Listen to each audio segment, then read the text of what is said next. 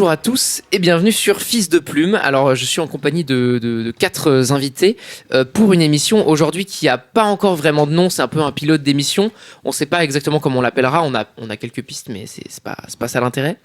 Et donc on est là pour faire une émission sur le thème des jeux vidéo puisque Fils de Plume c'est une radio qui parle de culture et que les jeux vidéo c'est un média qu'on n'a pas vraiment abordé encore sur la chaîne et qui est je trouve vachement intéressant. Et je suis pas le seul à le trouver puisque je suis aujourd'hui avec pas mal d'invités, c'est-à-dire Corentin. Salut. Pierre. Coucou. Emeric. Bonjour. Et Sylvain qui partage le micro avec moi. Coucou. Et du coup, on va d'abord commencer par faire un petit tour de table de nos différentes expériences personnelles vis-à-vis du jeu vidéo. Et ce sera d'ailleurs un peu le sujet principal de cette première émission. C'est un peu comment est-ce qu'on a été amené à jouer, quelles ont été peut-être nos premières expériences, nos premiers émois vidéoludiques, quel rapport on entretient à ça encore aujourd'hui. Et voilà. Donc, je vais commencer. Oui, vas-y. Ce sera plus simple et après vous pourrez enchaîner. Donc, personnellement, le jeu vidéo, moi j'ai commencé vers, 7-8 ans, un truc comme ça. La manière dont je le dis, ça fait un peu alcoolique anonyme. Genre, j'ai commencé à boire dès l'âge de 8 ans. Pas du tout. Et donc, j'ai commencé les jeux vidéo vers 7-8 ans, je pense. J'ai commencé sur console, donc c'était Game Boy Advance, PS1. J'avais toujours un peu un retard générationnel sur ce qui était en cours. C'est-à-dire que j'ai eu tardivement la PS2, puis tardivement la Xbox 360 par rapport à quand est-ce qu'elles étaient sorties. Donc j'ai beaucoup joué sur console de salon et un peu sur console portable. La PSP aussi, c'était très important dans mon parcours du jeu. Et à partir d'un certain âge, en fait à partir de quand j'ai eu l'âge d'avoir mon PC à moi dans ma chambre, j'ai vraiment joué que sur ordi. Donc moi je suis un peu de la team... Comme ils disent sur internet, ils disent PC Master Race. En gros, je préfère jouer sur PC. Oui, ce terme est un peu controversé, mais on s'en fout. Et donc maintenant, je préfère jouer sur PC parce que c'est plus simple, l'achat en dématérialisé, le fait que ce soit moins cher, qu'il y ait une plus grande offre de jeux. Donc je suis défenseur de ce truc-là. Mais en même temps, le jeu console, je considère aussi ça très important. Et pour citer peut-être 2-3 jeux qui m'ont marqué dans ma vie pour... donner un peu l'idée d'à quel style de jeu je joue. Je suis un très grand fan de RPG et ma première grande claque, comme je pense beaucoup de gens de notre âge, ça a été Skyrim. Donc The Elder Scrolls 5. Aussi, j'ai énormément aimé Dark Souls 3 que j'ai fait plus récemment. Je l'ai fait l'année dernière et j'ai vraiment beaucoup aimé ce jeu. Et là vraiment pour dire un jeu qui a été mon compagnon de ce deuxième confinement, donc pour dire que ça a été très récent, Hades. Un roguelite qui a fait beaucoup de bruit sur internet et que j'ai vraiment adoré. Voilà, je vais arrêter ici mon monologue d'entrée et je vais laisser la parole à un autre membre autour de la table pour qu'il puisse un peu nous raconter comment il en est arrivé là. Tiens, Coco, si tu veux. D'accord, je continue. Pareil, joueur alcoolique aussi, et là vous dites tous bonjour Corentin. Bonjour Corentin. Merci. Alors du coup, moi je suis un gros joueur de multijoueur, je pense. Gros fan de stratégie, c'est le seul type de jeu où je vais jouer solo. J'ai commencé vers, franchement, je peux facilement dire 3-4 ans. Alors les vieilles consoles, ainsi que les consoles aussi où on avait 3 jeux dedans. Et je l'ai même gardé, pour moi c'est important. Les jeux McDo un peu genre. Ah non, pas ça. Non, c'est pas un jeu McDo, c'est vraiment les consoles où tu foutais 3 jeux dedans. Et du coup, ensuite, qu'est-ce qu'il y a eu j'ai eu beaucoup de DS, forcément. Ouais.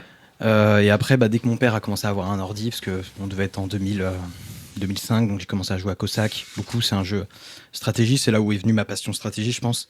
Et là, j'ai commencé à beaucoup jouer énormément. Okay. Même si j'étais limité, comme tout enfant. Donc j'ai des bons parents. On est d'accord, ça veut dire qu'à 5 ans, t'as commencé les jeux de stratégie sur PC ? Ouais.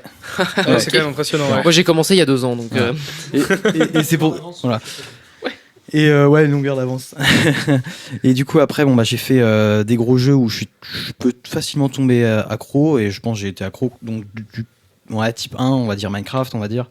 Massivement multijoueur également sur Internet, c'était Dark Orbit. Où là, il y a aussi 2000 heures de jeux qui sont passées. Okay. Malheureusement, Minecraft, il n'y a pas le compteur de jeu, donc je ne peux pas savoir. Et Dota 2, encore un autre jeu, même si on ne va pas être dans l'émulation, mais pareil, 2000 heures encore. Et je sais qu'on on est sur beaucoup de temps de jeu et voilà. Et donc du coup, bah là, moi, je suis plutôt un joueur occasionnel quand je travaille, mais sinon, je suis quand même un joueur assez régulier, voire intensif quand j'ai du temps libre. Ok.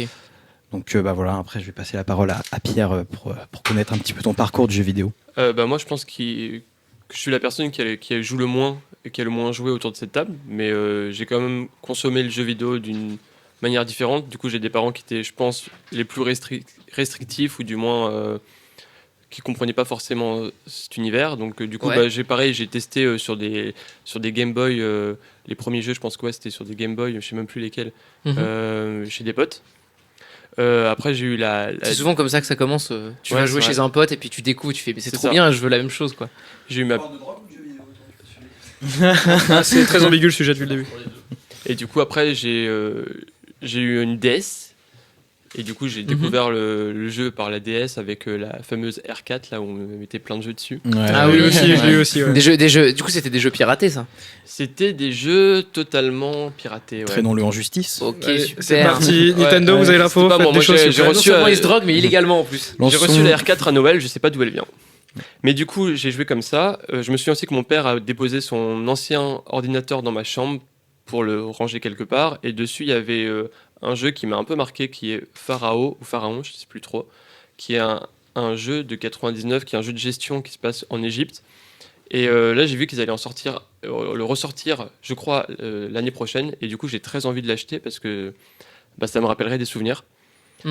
Après, j'ai eu la Wii parce que j'ai une petite sœur. Du coup, c'était une console familiale. Du coup, on l'utilisait vraiment plus quand il y avait des potes qui venaient à la maison, etc. Mais j'ai jamais joué longtemps dessus sur un jeu en particulier. J'ai été longtemps un joueur Dofus. Du coup, Dofus, à esquiver les contrôles parentales pour aller vérifier que les ventes se passent bien, etc. À acheter des abonnements avec des codes audio. J'ai pas eu à faire ça. Non. J'ai longtemps joué sans abonnement, puis après j'ai réussi à en négocier un, puis deux, puis après c'est devenu assez régulier, mais ouais, c'était un peu compliqué au début. Ouais. Et puis j'étais vite assez addict et dans l'envie d'y retourner même pour checker des trucs. Et surtout moi j'ai consommé en fait le jeu vidéo en regardant des streamings, en regardant des youtubeurs, des gens qui jouaient, des let's play, etc. Ouais. Et du coup, soit le jeu m'intéressait au début, soit c'était vraiment l'animateur qui m'apprenait à découvrir et à aimer un jeu par sa diction, par la façon dont il animait l'émission. Mais du coup, il y a énormément de jeux que j'ai vus sans y avoir joué, juste en écoutant la musique ou en regardant les autres jouer, et j'étais pourtant extrêmement absorbé. Ouais, je sais qu'aux alentours de 2009-2010, le gaming ça a vraiment eu une grosse importance sur YouTube et que je pense que ça a joué dans le succès de beaucoup de jeux, notamment Minecraft. Je sais que par exemple Minecraft, moi c'est un jeu que j'ai vraiment découvert par The Fantasio 974 et Bob Lennon et leurs vidéos, et je pense que c'est un truc qui m'a amené à la fois à YouTube et à Minecraft et que c'était un truc hyper important. En même temps, c'était le petit jeu indépendant qui avait pas tant d'argent, qui avait besoin de communication pour se faire connaître, et au final qui est devenu un des jeux les plus vendus au monde, racheté par Microsoft. Au point que des fois je préférais presque regarder des gens jouer plutôt que jouer. À un moment, j'ai réussi à avoir Minecraft aussi. Et des fois, je préférais regarder quelqu'un dans son aventure jouer plus que jouer moi-même. Du coup, c'est vraiment une autre manière de consommer le truc. C'est presque une façon de consommer de manière presque cinématographique, puisque finalement, tu regardes justement un gameplay qui s'élabore et t'as plus de choix, du coup, c'est marrant. C'est ça, ouais, c'est ça. C'était presque comme un spectacle où... En fait, on t'impose une expérience de jeu et du coup, c'est une expérience très différente de jouer, c'est marrant, mais qui est complémentaire. Mais dans un sens où après, les gens qui s'adressent souvent à toi ou s'amusent comme des potes, en fait, qu'ils soient seuls ou à plusieurs, et du coup, t'as quand même l'impression d'être avec un pote, un grand frère... quelqu'un avec qui tu joues en fait, même si au final tu participes pas, tu regardes, etc. J'ai moins suivi après quand c'est passé sur Twitch, parce que maintenant il y a beaucoup de streams sur Twitch, je regarde beaucoup moins, ou alors je regarde des rediffs, mais j'ai moins ce côté direct. Et là, depuis le confinement et depuis qu'en fait je fais mes études dans la 3D, j'ai un PC qui permet de faire tourner pas mal de jeux. Du coup, c'est là que je commence, donc c'est depuis très peu de temps que je commence à être curieux et à essayer de nouvelles choses, et par exemple de jouer en ligne avec un micro, etc. Ok, très bien. Du coup, Aymeric, si tu veux enchaîner, parler de ton expérience. Pour mon expérience personnelle, il y a eu, je dirais, 2 phases. En vrai, je découperais mon expérience personnelle en 2 phases. J'ai eu une première phase assez jeune, c'est-à-dire que très tôt, en fait, j'ai eu la chance, oui, c'est une chance, la chance que mes parents m'imposent aucune limite sur ce que je voulais faire, puisqu'en fait, ils m'ont acheté des consoles Nintendo. Moi, je suis un joueur Nintendo à la base. J'avais pas d'expérience solo, enfin, j'avais qu'une expérience solo. Et j'apprenais le jeu en jouant à des jeux solo constamment. Ça peut être la plupart des Mario. En fait, j'ai joué à quasiment tous les Mario à la base quand j'étais plutôt petit, vers 7-8 ans. J'avais Nintendo, une arcade comme Pierre ici présent. T'avais Nintendogs. Une Nintendogs, oui. Oui, j'avais Nintendogs sur. Oui, je l'ai eu. J'ai eu Yoshi Island. Enfin bref, j'ai eu plein de jeux. J'ai eu tout ce genre de jeux, oui. Ah non, mais de toute façon, tu peux avoir 300 jeux avec une arcade. Oui. De cette expérience-là, est venue une deuxième période, c'est la période collège-lycée, où j'ai découvert le jeu à plusieurs, puisque j'invitais des amis chez moi. Et à partir de là, j'ai appris le jeu en réseau local.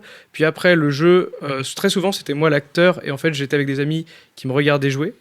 Et on a quelqu'un ici présent qui a beaucoup connu cette période-là, et qui a joué pendant au moins 1 an ou 2 ans par procuration. Ok, ou genre il te regardait jouer et voilà. tu le regardais jouer et tu jouais pas. Mais tu passais pas Du la coup, manette. on jouait vachement à Total War. Alors, on a eu Total War. Juste, on se regardait, Voilà. je regardais la partie, on faisait notre stratégie En fait, à deux. on parlait à deux, on réfléchissait, et à la fin, on prenait la décision ensemble. Du coup, on fait ça vachement encore On aussi. fait- Il y a on- Kingdom Come. Non, c'est comme ça. On a fait 1 an de. Comment ça s'appelle ce jeu Alors, on a fait 1 an de Total War. On a fait 1 ou 2 ans de King Crusader. C'est ça, King Crusader. Crusader King, c'est aussi un jeu de stratégie. En fait, on est beaucoup sur des jeux de stratégie ensemble. C'est vrai, mais du coup, pour revenir à cette expérience-là, mon expérience personnelle, effectivement, il y a cette question de. J'ai eu besoin pendant toute cette période lycée et collège de jouer avec d'autres personnes et de partager en fait cette expérience-là. C'est pour ça que du coup ma 3e phase aujourd'hui, c'est la phase multijoueur où je passe énormément de temps en ligne et justement j'ai besoin d'avoir un contact aussi avec les autres, toujours pareil dans le jeu vidéo. Mais du coup, en fait, pour revenir à la période où tu jouais avec Sylvain, par exemple, chez toi, il y avait presque un aspect de le jeu vidéo est un support et vous débattez, vous en parlez ensemble comme une autre conversation ou une autre activité finalement. Et en fait, juste vous transmettez ensuite ce débat au jeu. Mais du coup, il y a une façon de consommer où tu joues pas directement au jeu, mais vous êtes plus dans un débat et ensuite vous... On accorde nos idées. Il y a presque un côté roleplay, je trouve. Enfin, tu sais, un rapport un peu du jeu de rôle papier. Oui. En mode, on prend les décisions ensemble, on prend le temps de se poser en Tout à équipe. fait.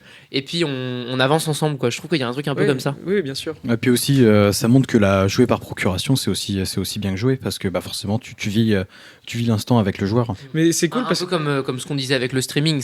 C'est une autre manière de... Ouais.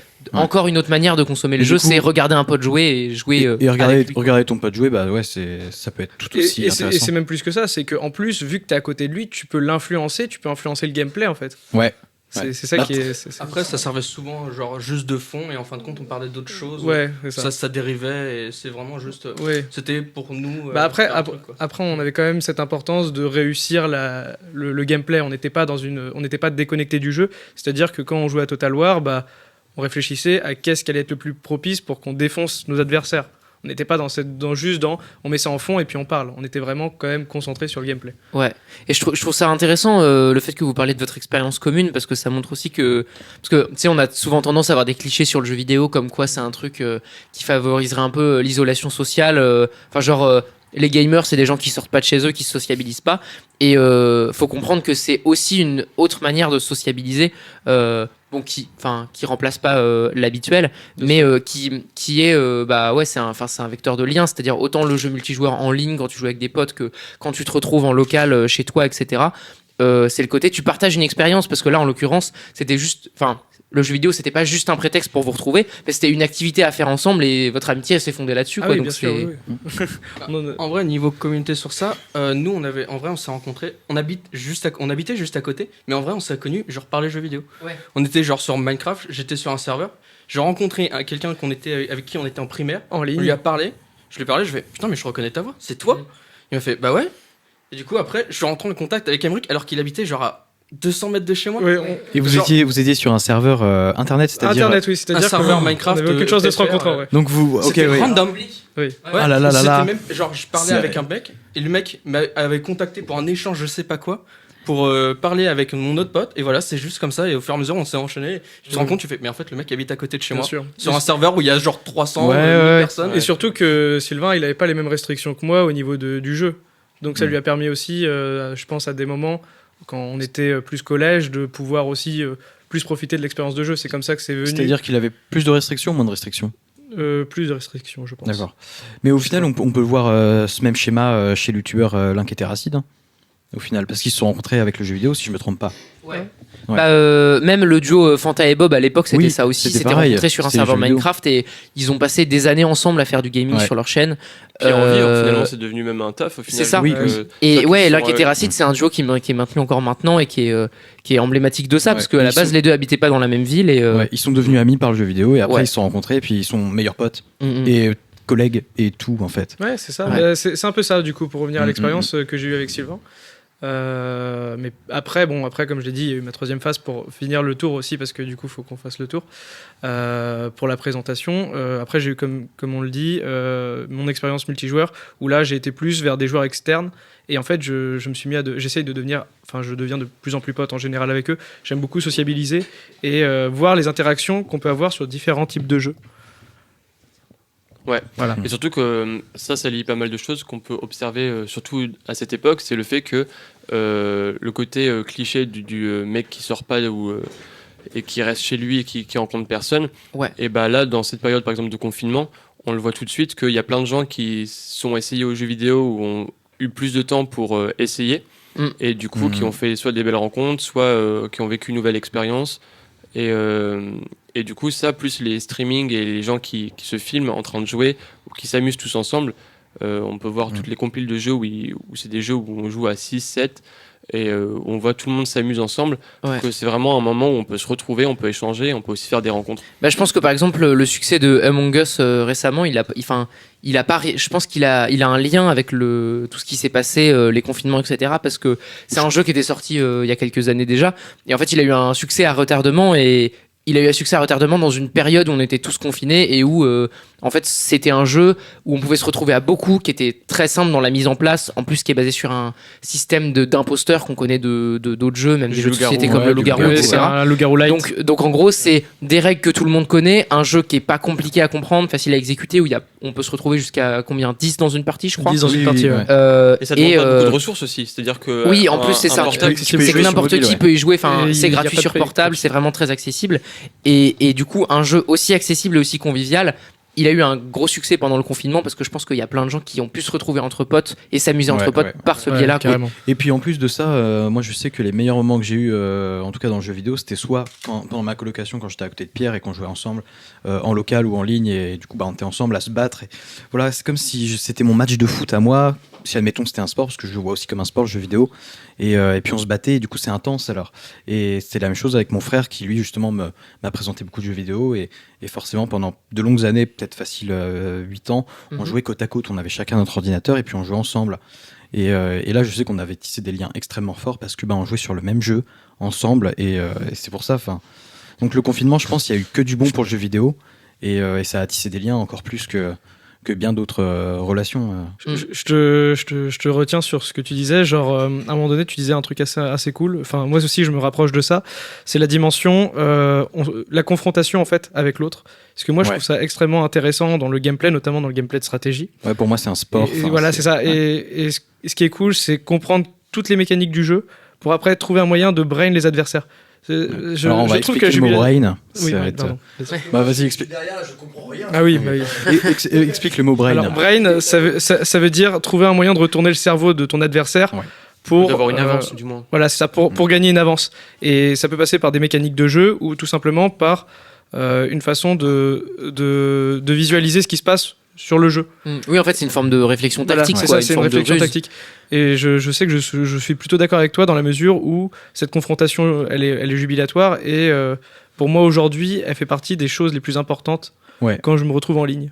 Et alors ça, pour le coup, c'est un truc qui est propre à l'expérience multijoueur, mais C'est vrai. le multi, je trouve que c'est un sujet qui est hyper vaste et hyper intéressant. Ouais, parce qu'il y a Parce le que côté social. C'est vraiment en fait pas la même expérience que le solo, quoi. C'est-à-dire que par exemple, si t'achètes un jeu solo, je sais pas, par exemple un jeu indépendant, on va prendre Journey par exemple, et que tu joues dans ton coin, et tu vas juste être confronté à un monde.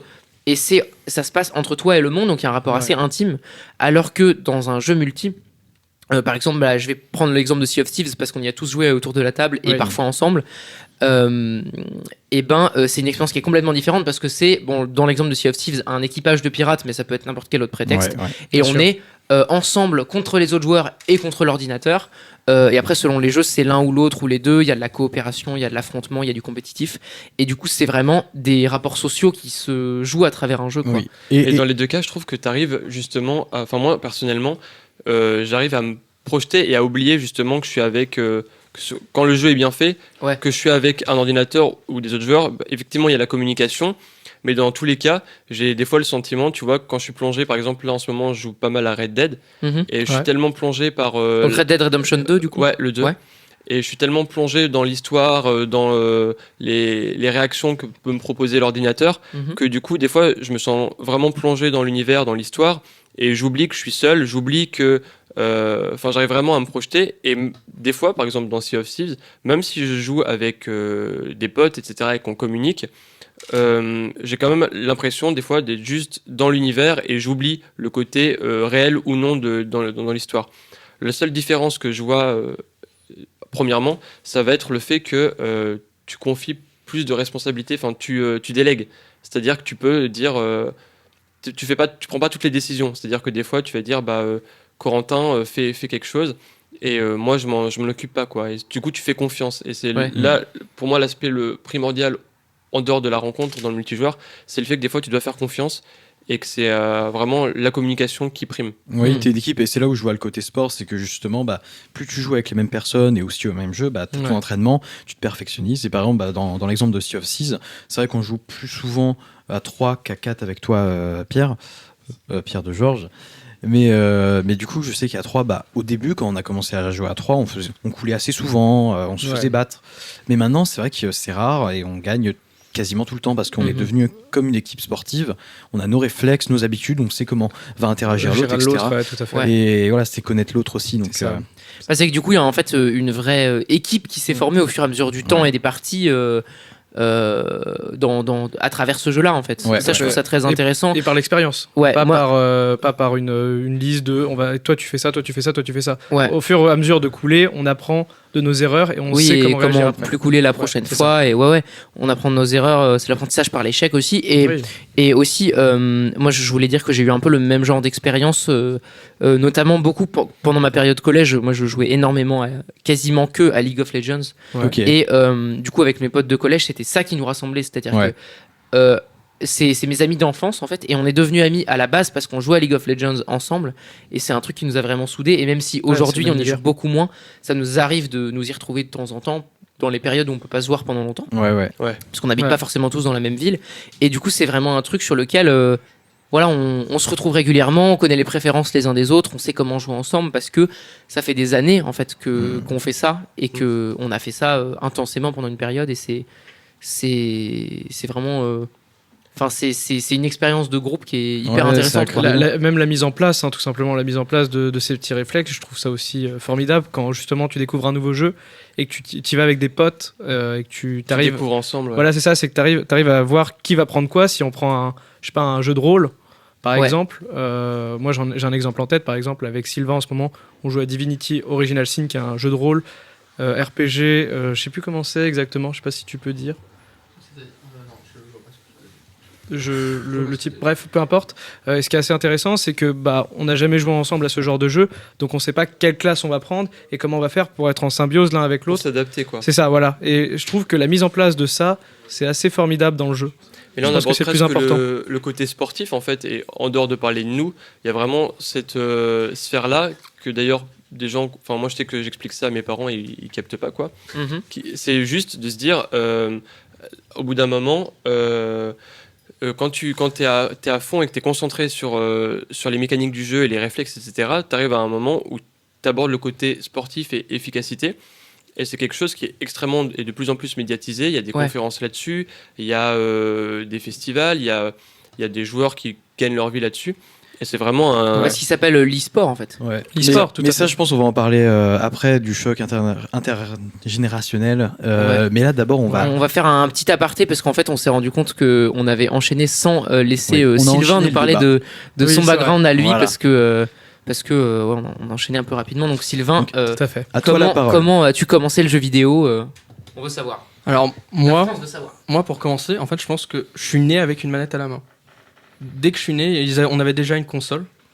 Et mes premières expériences, c'est surtout mater mes frères, jouer.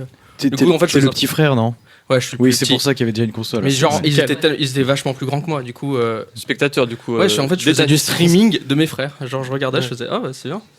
Je faisais ça, du coup. J'ai eu ma première console, genre, à moi, 3 ans, mais c'est genre vraiment la petite console main pourrie avec un C'était- seul jeu. C'était quoi? C'était la Game Boy ou, Même pas, c'est un truc tout pourri, D'accord, juste ouais. de plateforme. Oh oui, j'avais ça, j'avais Donkey Kong, ça, bon, c'était un vieux truc de mon père. Ouais, mais c'est Ouais. une petite console, il y a juste Ouais. un seul jeu. Et je sais que je pâmais dessus, genre même à un mariage, je traînais avec ça, genre j'arrêtais pas.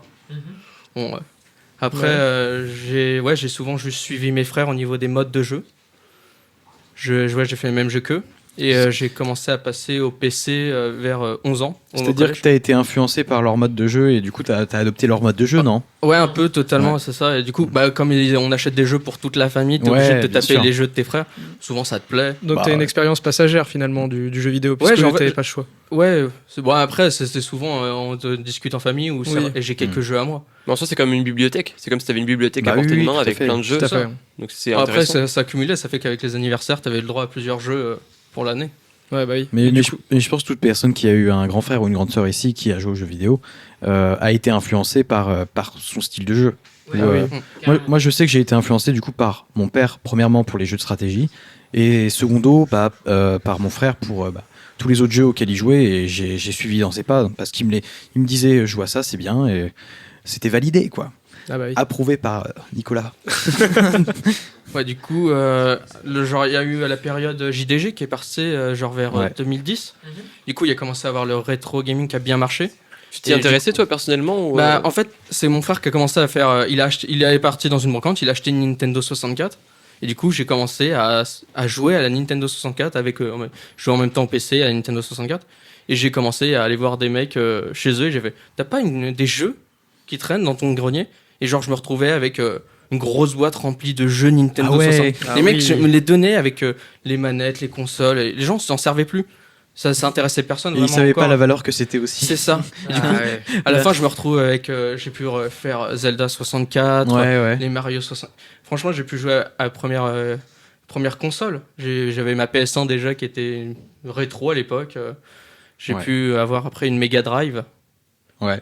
Bon, après, on n'avait pas beaucoup de jeux, mais. Game Boy peut-être aussi. J'ai spammé la Game Boy. Ouais, moi aussi. Et donc cette, J'ai- phase- en fait, j'avais une DS et j'ai préféré jouer à ma Game Boy parce que je la trouvais mieux. et cette période-là, elle a duré combien de temps du coup de rétro Non, gaming? en vrai, genre jusqu'au lycée parce que je me promenais avec ma console quand il y avait rien à faire, je me jouais avec un Pokémon sur ma Game Boy. Tu joues encore des fois avec tes vieilles consoles? Franchement, bah, là mon frère il l'a récupéré, mais franchement j'aimerais trop en avoir une à moi parce que Ouais. j'adore ça. C'est vraiment Bah, le tu, rétro lui, gaming. tu lui demandes de te la rendre. Ah oui, C'est pas la mienne. demande-lui. Et bon, quand t'as un frère qui prête pas trop, Bah, sinon, tu lui demandes pas. Tu la prends. Tu la prends. je le Mais tape du coup, chez lui, tu je l'as- fais ça à moi. Du coup, t'as vraiment fait autre que de regarder des gens jouer, du coup, genre du grenier aux jeux vidéo rétro. Bah, Là, t'as vraiment je faisais- pu essayer. Ouais, je faisais du rétro gaming par moi-même, mais en même temps, je regardais tout ça. Et comme tout le monde, je pense ici, on a tous fait. On a regardé en fait, en fin de compte, à la Ouais, fin. ouais. Et Après, qu'est-ce qui t'as t'a eu- le plus touché dans l'évolution, du coup, dans les jeux rétro et les jeux auxquels tu joues maintenant? Est-ce que c'est graphiquement? Est-ce que c'est dans l'histoire? Qu'est-ce je pense que tu retiens le plus? En vrai, moi, ce qui m'a plu, je pense aussi, c'est l'évolution que je voyais en fait avec ce que j'avais actuellement. Ouais. Tu te dis, oh, attends, ça ressemblait à ça avant, et j'aimais beaucoup ce côté-là de comparer et de voir qu'est-ce qu'on faisait avant, c'est quoi les origines de chaque truc en fait. Ouais. Tu te dis, ah, c'est inspiré de ça en fait, et ça te permettait de. Ouais, ça me faisait C'est plus kiffer. le côté historique, du coup, qui t'intéresse plus que la mécanique du jeu ou visuellement. C'est l'historique, l'historique aussi des mécaniques, de comprendre pourquoi ça commence à faire comme ça. Moi, je trouvais ça intéressant. Bah moi je suis pas trop d'accord parce que justement moi je suis très accro aux anciens jeux et je pourrais encore y rejouer et même j'ai encore dans ma bibliothèque de jeux même sur PC des très vieux jeux parce que j'aimais beaucoup, j'en ai rien à faire moi des graphismes, moi ce que j'aime c'est le gameplay et il y avait une facilité, enfin il y avait une simplicité dans le gameplay qui faisait que c'était pas, il y avait pas du superflu, il y avait pas. C'est ça- du ça gameplay allait droit au but. plus pur. Ouais, en pur. fait. C'était voilà, c'était. Donc t'es Bah, concentré moi, sur c'est- le jeu en lui-même Ouais, plus le que jeu en lui-même. visuellement, quoi. Et je l'ai trouvé très intéressant déjà à l'époque et même aujourd'hui, je l'ai trouvé encore intéressant parce que le gameplay était là. Il se préoccupait pas des graphismes particulièrement. Donc, Pour le coup, moi, ce que je retrouve, enfin, ce que tu me dis, moi, je le retrouve aujourd'hui plutôt dans le jeu vidéo indépendant. C'est-à-dire que ce côté un peu gameplay un peu épuré, où vraiment on se concentre sur un style de jeu avec sa proposition de gameplay, et il n'y a pas des fioritures avec 10 000 paramètres à prendre en compte. Ça, je trouve qu'aujourd'hui, ça se retrouve plus dans le jeu vidéo indépendant. Et c'est pour ça que j'aime beaucoup ce domaine-là, parce que en fait ça s'est développé surtout depuis des jeux comme Braid, Minecraft, Super Meat Boy, etc. qui ont vraiment fait exploser le jeu indépendant, et maintenant il y a vraiment son petit marché dans son coin. Et c'est vraiment un domaine d'expérimentation qui est assez formidable, je trouve.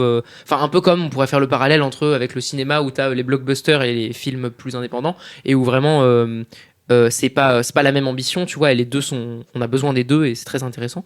Et en l'occurrence, dans les jeux vidéo, les blockbusters du jeu vidéo, ça s'appelle les AAA.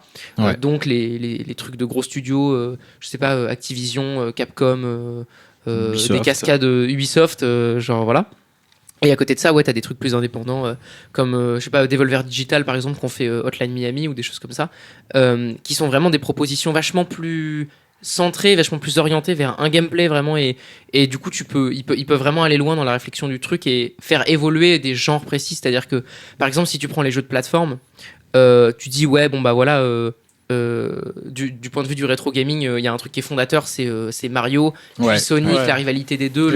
Mario où c'est plus le truc de la plateforme et du challenge, et Sonic où c'est plus la fluidité du jeu, la vitesse et l'enchaînement des obstacles. Et en fait, ces trucs-là, tu les retrouves aujourd'hui dans des jeux, c'est-à-dire que et voilà, c'était un gameplay qui était par simple, exemple, Super Meat Boy, il reprend beaucoup de Sonic dans le côté fluidité, vitesse, enchaînement des mouvements, et en même temps de la difficulté d'un Mario. Tu passes vite d'une salle à l'autre, c'est très rapide. Voilà. Est-ce que tu parles de vidéos de genre, jeux vidéo de genre ou pas? Je crois pas que ça existe. Oui, tu veux dire par rapport au cinéma de genre, par exemple? Dans ce domaine-là, ça existe pas encore. Je pense pas que ça existe. Soit t'as du jeu vidéo d'horreur. Ouais. Moi, je pense que ça existe parce que sur les. En tout cas, je sais pas si le terme est employé, quoi. Je sais pas si c'est théorisé. Je pense pas que c'est théorisé vraiment. Est-ce que le genre correspond aussi à la mécanique, tu vois, parce que ça peut être quelque chose de plateforme, un jeu de plateforme, ça peut être un FPS, etc. Mais est-ce que du coup ça c'est considéré comme le genre du jeu, ou est-ce que le genre du jeu ça va être l'univers dans lequel il est développé et la façon dont c'est il peut y avoir plusieurs joueurs, c'est-à-dire MMORPG, horrifique, si t'as envie. Non, mais les deux ça peut être cumulé en fait. Ça peut être cumulé, c'est ça. Et par exemple, je sais que quand je vais chercher un jeu, je vais chercher le genre. Si admettons j'en cherche un, je sais que récemment j'avais cherché un jeu de stratégie et je voulais que ce soit un jeu de stratégie le plus dur que j'ai jamais joué de ma vie. Je l'ai trouvé. Je le hais maintenant parce Quel est-il? Il s'appelle Ymir, c'est un jeu indépendant fait par un Français. Il est tout seul à le faire, ça fait des années qu'il est dessus, il l'a pas encore fini. Et il dit aussi qu'il sera jamais fini ce jeu parce que c'est son petit bébé forcément, donc c'est un jeu indépendant et c'est sur des parties qui durent des centaines de jours. Donc c'est de la stratégie. Ah oui. C'est de la stratégie. C'est une espèce de monde permanent de stratégie en fait. Ouais. Qui continue quand t'es pas là en fait. Qui continue quand t'es pas là. Ah, c'est terrible. Et le gameplay est assez lent, un peu comme c'était Clash of Clans, sauf que là on s'attaque entre villes quand même. Mais tu peux pas non plus totalement mourir parce que t'as été absent. Donc il a bien pensé le truc, mais j'ai jamais vu un jeu de vidéo de stratégie aussi compliqué. Tellement il faut gérer politique, économie, sociale, c'est complet et voilà. Et tu veux dire que le problème c'est tous les embranchements, toutes les décisions que tu peux faire, t'es noyé dans toutes ces possibilités. Moi je le vois pas comme un problème parce que j'avais vraiment cherché un jeu stratégique compliqué parce que je sais que les jeux stratégie, dès que tu commences à comprendre les ordinateurs, tu gagnes tout le temps parce que je sais que par exemple, le jeu où je vous parlais au début, ce qui s'appelle Cossack, ils en avaient fait un remake, c'est le Cossack 3. Donc tu peux jouer jusqu'à 8 bots. Donc tu peux jouer en multijoueur. Mais moi j'aimais bien jouer avec les bots parce que à l'époque. Les bots c'est les intelligences artificielles, les ordinateurs. Parce que à l'époque forcément il n'y avait pas beaucoup internet et tu pouvais jouer en ligne mais ça durait 10 minutes avant que la partie crash. Et même aujourd'hui, Cossack 3, c'est pas évident de faire une partie en multijoueur parce que les parties peuvent durer 10 heures et forcément t'as pas envie de. Enfin, personne reste 10 heures. On n'est jamais sûr de tomber sur un joueur qui va rester 10 heures, forcément. Oui, bien sûr. Moi, si j'y joue, je sais que je suis prêt à faire ça, si au besoin. Enfin, voilà. C'est une question d'investissement dans le jeu. Et il y a des jeux qui demandent beaucoup d'investissement. Là, je pense par exemple à Rust, qui est un jeu de survie où une partie peut durer un mois. Oui, maximum. voilà. Et là, du coup, tu vas avoir vraiment des joueurs qui vont se relayer. C'est-à-dire que tu as Ouais. des équipes où vraiment les gens sont 4 ou 5 dans leur base. C'est un jeu de survie où le but Pour du jeu, jouer en c'est- permanence. Voilà, c'est ça, pour jouer en permanence. Mhm. Et il y a des gens qui savent que de 7h du matin à c'est 14h, Il y a tu quelqu'un. vas avoir le joueur A, le joueur B, Ok. il prend Ouais, la il se relève. relaie, non, mais- Et voilà, tu vois. C'est fou. Et Du coup, t'as et vraiment il y une a des gens qui rejoignent. responsabilité en fait. Et là, tu as des responsabilités. Et j'avais rejoint d'ailleurs une équipe pro de ça. Et du coup, j'avais un rythme. Alors là, pour le coup, c'était toute l'équipe qui jouait ensemble. On jouait à 4 ou 5 ensemble. Et on était de 10h à 4h ou 6h du matin. Et en fait, on passait à un stade où c'était presque professionnel, puisque si tu n'arrivais pas à l'heure, tu posais problème à ton équipe, parce qu'il y avait des choses qui étaient prévues dans la journée, par exemple looter des ressources pour aller détruire nos voisins, parce que le but du jeu, en fait, quand tu es dans l'ambiance professionnelle, en tout cas sur ce jeu Rust, le but, ça va être de détruire les autres bases et d'être sûr d'être le seul et d'avoir la suprématie sur l'île. Ouais, je vois. Là, on est presque sur du roleplay en fait. On est sur du Ouais, roleplay bah, c'est très exactement ce poussé. que j'ai Donc, vécu. Donc Justement. le roleplay, juste pour expliquer brièvement, parce que Bah, si je te laisserai rebondir après. Ouais. Juste, en fait, le système du roleplay, c'est vraiment de s'investir à fond dans un jeu et de décider complètement de croire à l'histoire, de faire un peu comme un jeu de rôle plateau, où en fait on a pleinement conscience d'incarner un personnage, d'appartenir à un monde et d'agir comme si on appartenait à ce monde. C'est-à-dire que c'est par exemple dans la manière de parler avec les autres joueurs, ça va être dans plein de petits détails en fait que il y a des gens qui vont jouer, comme on dit, ils vont jouer RP. Et ça existe dans beaucoup de jeux et surtout dans des univers persistants, des univers permanents. Bah, les MMO Ça- surtout. Ouais. Enfin, Ouais, les MMO. où c'est extrêmement présent. Et je sais qu'au bout d'un moment, moi, à force de jouer par exemple à Dofus, au bout d'un moment, j'ai voulu justement essayer le RP, etc. Ouais. Donc j'étais très petit et c'est vrai que j'étais jeune et c'était difficile au début de rentrer là-dedans parce que ça demande, j'ai l'impression, une mentalité, souvent une écriture assez propre. Ouais.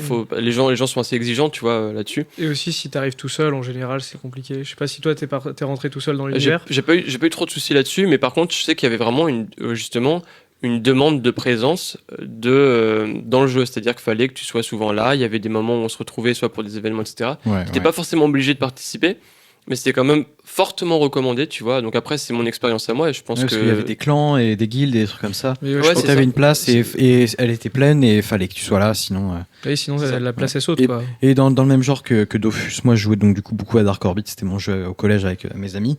Et pareil, bah, il y avait un clan et il fallait qu'on soit là et on jouait tous ensemble. Et voilà, fallait être investi, c'était ça, fallait être investi. Fallait créer quelque chose ensemble, un groupe. Bah, c'est pour ça que personnellement j'ai toujours eu un peu de mal avec le roleplay, même si paradoxalement j'aime beaucoup l'idée sur le papier. Bah aussi, c'est très addictif. C'est parce très que addictif. en fait c'est parce qu'il y a un côté vraiment où au bout d'un moment quand on commence à exiger une présence, Ouais. en fait parce que en tout cas moi C'est- de ma c'est vision pire des qu'un choses, le sport. jeu vidéo on est là pour s'amuser, tu vois, Ouais. et que Ouais, à partir du moment où ça demande un investissement aussi intense, personnellement, parce que je pense qu'il y a des gens qui s'investissent pleinement Ouais. là-dedans et qui s'épanouissent là-dedans, tu vois. Personnellement, l'amusement, il se perd en fait quand j'ai l'obligation de m'investir. Alors, Mais pourtant, par exemple, tu vois, quand tu t'inscris à un club d'échecs ou dans une asso sportive ou un truc comme ça, tu as justement aussi ce rôle de responsabilité où malgré le fait que tu joues, tu t'amuses. Bien sûr. Bah, c'est Bah, assez t'as comparable, le- hein, un club Ouais, d'échecs. et c'est ça. justement, là, du coup, tu as quand même cette idée d'investissement. Je pense que juste, ça fait bizarre parce que là, du coup, on parle d'un jeu multi Mhm. où tu restes finalement seul et du coup, il y a peut-être aussi ce côté mentalité de tu t'investis pour être seul devant ton ordinateur et devoir y aller régulièrement, là où peut-être que visuellement, tu as plus l'impression de te déplacer quand tu t'inscris dans une asso, je sais pas, moi, de bridge, si t'aimes le bridge. Tu dans as ce peut-être bridge. plus l'impression de te sociabiliser, mais c'est ce qu'on disait au début sur le fait que c'est juste une sociabilisation différente c'est une Ouais. sociabilité. et que c'est pour ça que ça peut être bizarrement perçu. Mais Ouais, par bien sûr. exemple, dans Minecraft, je me souviens que on avait des serveurs aussi avec des amis, etc. Il fallait faire des constructions, c'est là où on s'amusait pendant les constructions. Ouais. Mais merde, au bout d'un moment, bah, t'as plus de ressources. Alors qu'est-ce qui se passe? Bah, tu passes 4-5 heures à faire que de chercher des ressources tout le Ouais, temps. du farming. Oui, en fait. Ouais, du farming. Du farm, ouais. C'est ça. Donc le farming, c'est récolter des ressources Ouais. dans les jeux vidéo pour les non-connaisseurs. Et du coup, voilà, c'était cette période de farming qui est pas toujours amusante et qui fait qu'il y a des jeux MMORPG qui sont où tu dois jouer une centaine d'heures pour avoir un niveau minimum correct. Et encore, minimum, c'est un grand mot. Et c'est ça qui rend des jeux addictifs et un peu nocifs. Mhm. Mmh. Et Moi, je- j'aimerais il faut bien que tu t'en rebondir Alors, là-dessus. je suis pas d'accord moi aussi sur Ah ouais ça, mais si t'as voulu engranger Moi, pas, je voulais vas-y. juste, parce que j'ai voulu l'aborder tout à l'heure et on a oublié Sylvain, mais du coup, c'était le fait que il y a des gens qui en vivent de ça, qui vraiment, eux, se retrouvent vraiment pour en vivre, ça, et c'est quelque chose qui brasse énormément d'argent, parce qu'il y a des gens qui voyagent pour jouer devant des gens, c'est streamé mondialement.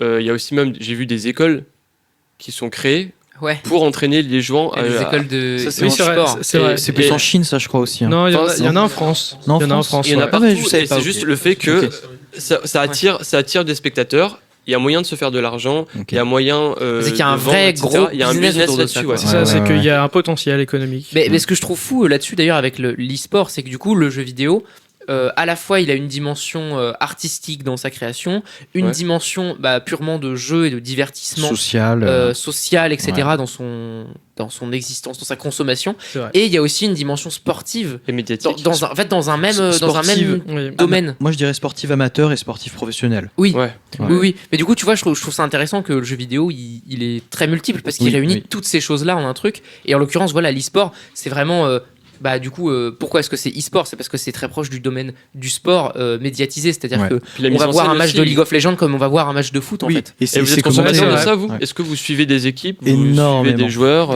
oui, Dota 2, CSGO, un peu CSGO. Et Dota 2, je sais que chaque année il y a ce qu'on appelle l'international. L'année dernière, ils ont récolté 60 millions pour les gagnants. 60 millions de dollars. Donc c'est une belle somme. Pour un sport, c'est vrai que ça gagne plus que beaucoup d'autres sportifs. Et ouais, je regarde ça parce que c'est comme un match de foot, ça me fascine, c'est impressionnant. Et c'est vrai que comme c'est un jeu où j'ai passé 2000 heures, c'est pas comme quelqu'un qui ne comprend pas le jeu et qui t'admires en fait ce qui se passe. J'admire parce que ils ont une intelligence qui fait qu'ils s'adaptent à toutes les situations, et c'est pour ça m'impressionne. C'est plus, c'est un sport. En fait, je trouve que c'est un peu comme justement regarder un sport, où en fait un sport que tu aurais pratiqué, tu peux mieux apprécier ce que font les gens parce que tu comprends mieux leur virtuosité en fait. Et de cette même manière là, en fait, je pense que il y a des jeux qui sont plus ou moins faciles à regarder. Je sais que par exemple, tu parlais de Dota, les jeux comme Dota ou League of Legends, donc les MOBA par exemple, c'est un genre de jeu où du coup MOBA c'est les arènes multijoueurs en ligne.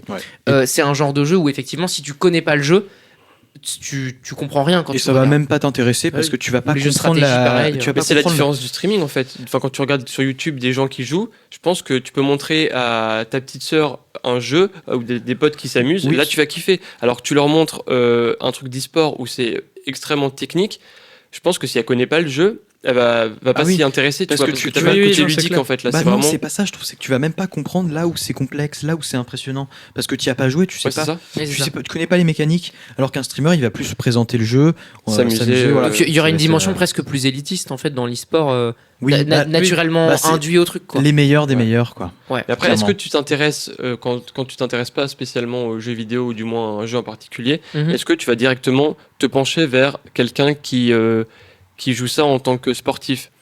Je pense pas, je pense que ça... Alors, ça dépend de chacun, mais il me semble que c'est un truc qui vient plutôt après, quand tu te passionnes vraiment pour un jeu, je pense.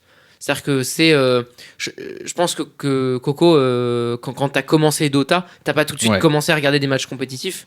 Non, dis-moi si je me trompe. Non, pas du tout. Et qu'en fait, tu t'y es mis après parce que c'est un jeu qui t'a vraiment passionné sur le long terme. Quoi. Je pense que je m'y suis mis vers les... encore mon frère, il m'en a parlé. Il m'a dit, il y a des trucs de fou. Je comprenais pas trop l'anglais, mais sur le jeu, il marquait qu'il y avait l'international, donc c'était ça le championnat du monde, quoi. Je savais pas trop ce que c'était, mais en tout cas, il m'en a parlé, j'avais compris. Et là, c'est là où j'ai commencé à m'y intéresser. Et c'était aux alentours des peut-être 500, 600 heures.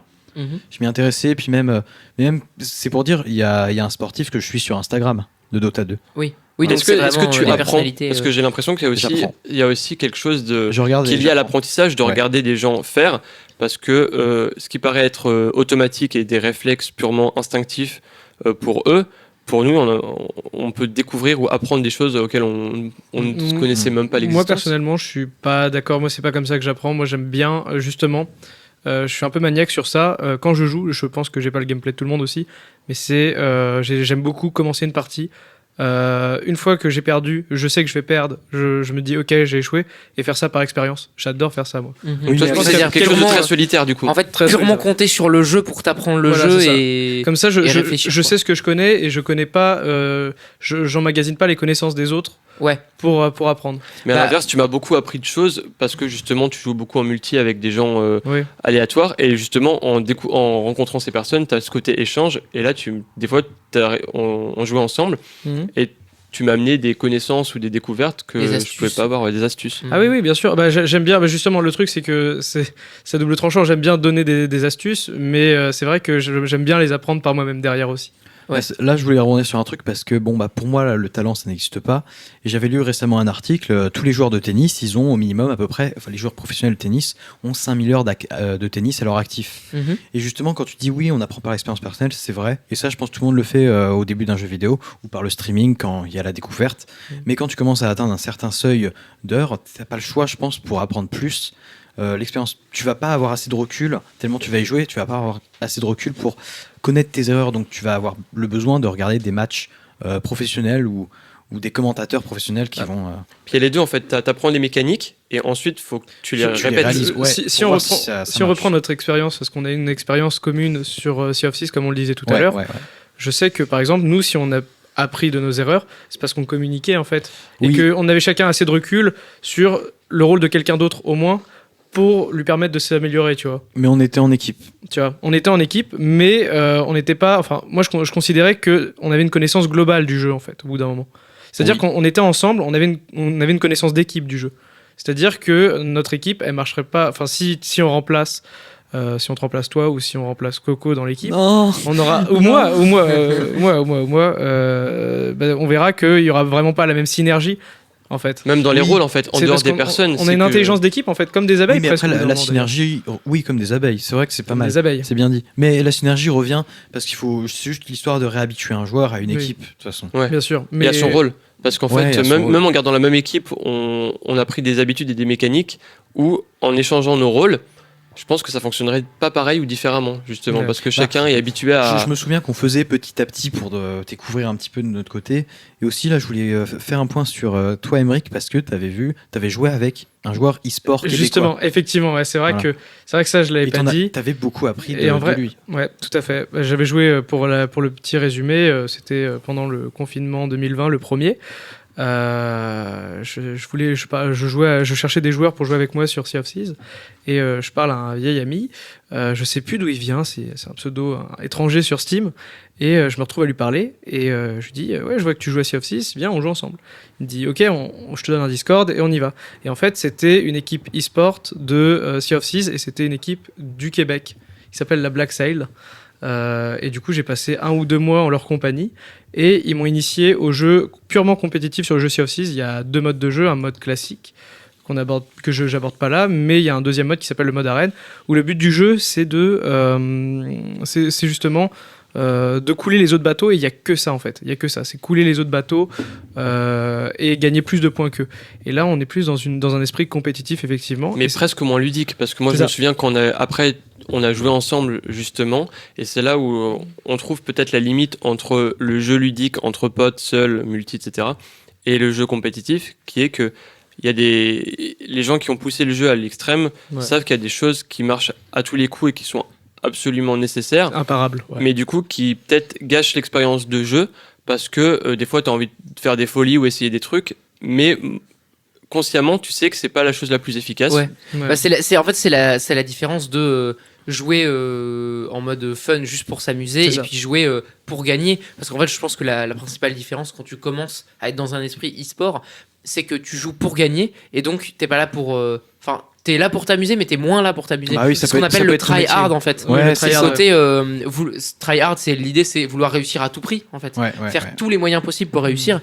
Et du coup, c'est un moment où il peut y avoir une dissonance parce que là, de ce que j'avais compris, c'était un peu ça qui s'était passé. C'est que du fait que tu avais passé beaucoup de temps, Emeric, avec des joueurs e-sport, tu t'avais adopté des réflexes de tryhard, des réflexes vraiment pour Oui, tout pour à fait. gagner les parties.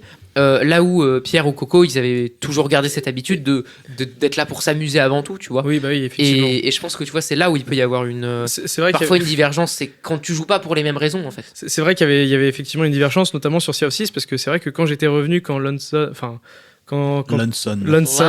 Quand Lanson et Coco étaient revenus sur Sea of Thieves, on avait, parce qu'en fait il y a une scission de quelques jours ou quelques semaines, enfin bref peu importe, où justement j'ai énormément appris du tryhard, et du coup les mouvements, enfin les décisions qu'on prenait en équipe, je les remettais souvent en cause parce que j'avais joué avec des joueurs pros et je savais que c'était pas ce qui nous permettrait de gagner à coup sûr.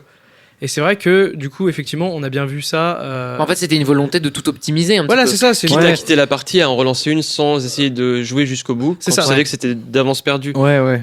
C'est ça, c'est que quand le coup était Pour que ce déjà soit parfait en fait. voilà, c'est ça, c'est la perfection, on Ouais. cherche la perfection tout à fait dans le gameplay. C'est Bon, deux manières de jouer différentes qui Oui. et je pense que c'est aussi des moments, des envies. Tu vois, des fois tu peux avoir envie de ça et des fois juste envie de t'amuser, de délirer, etc. Ah oui, bien et, sûr. et ça, c'est pareil pour un autre jeu. Par exemple, je sais que Anno, donc c'est un jeu de colonisation, stratégie également.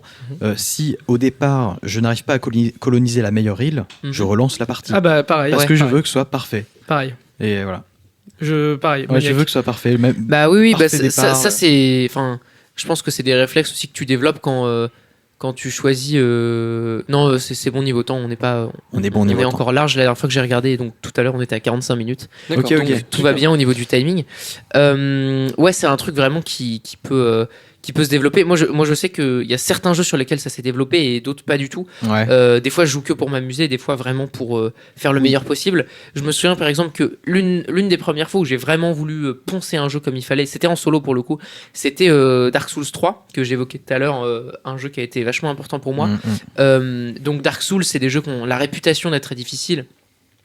En fait, c'est surtout qu'ils sont très exigeants, ils te demandent vraiment d'avoir une exécution parfaite d'un truc assez complexe à faire, mais du coup, c'est pas des jeux qui sont injustes.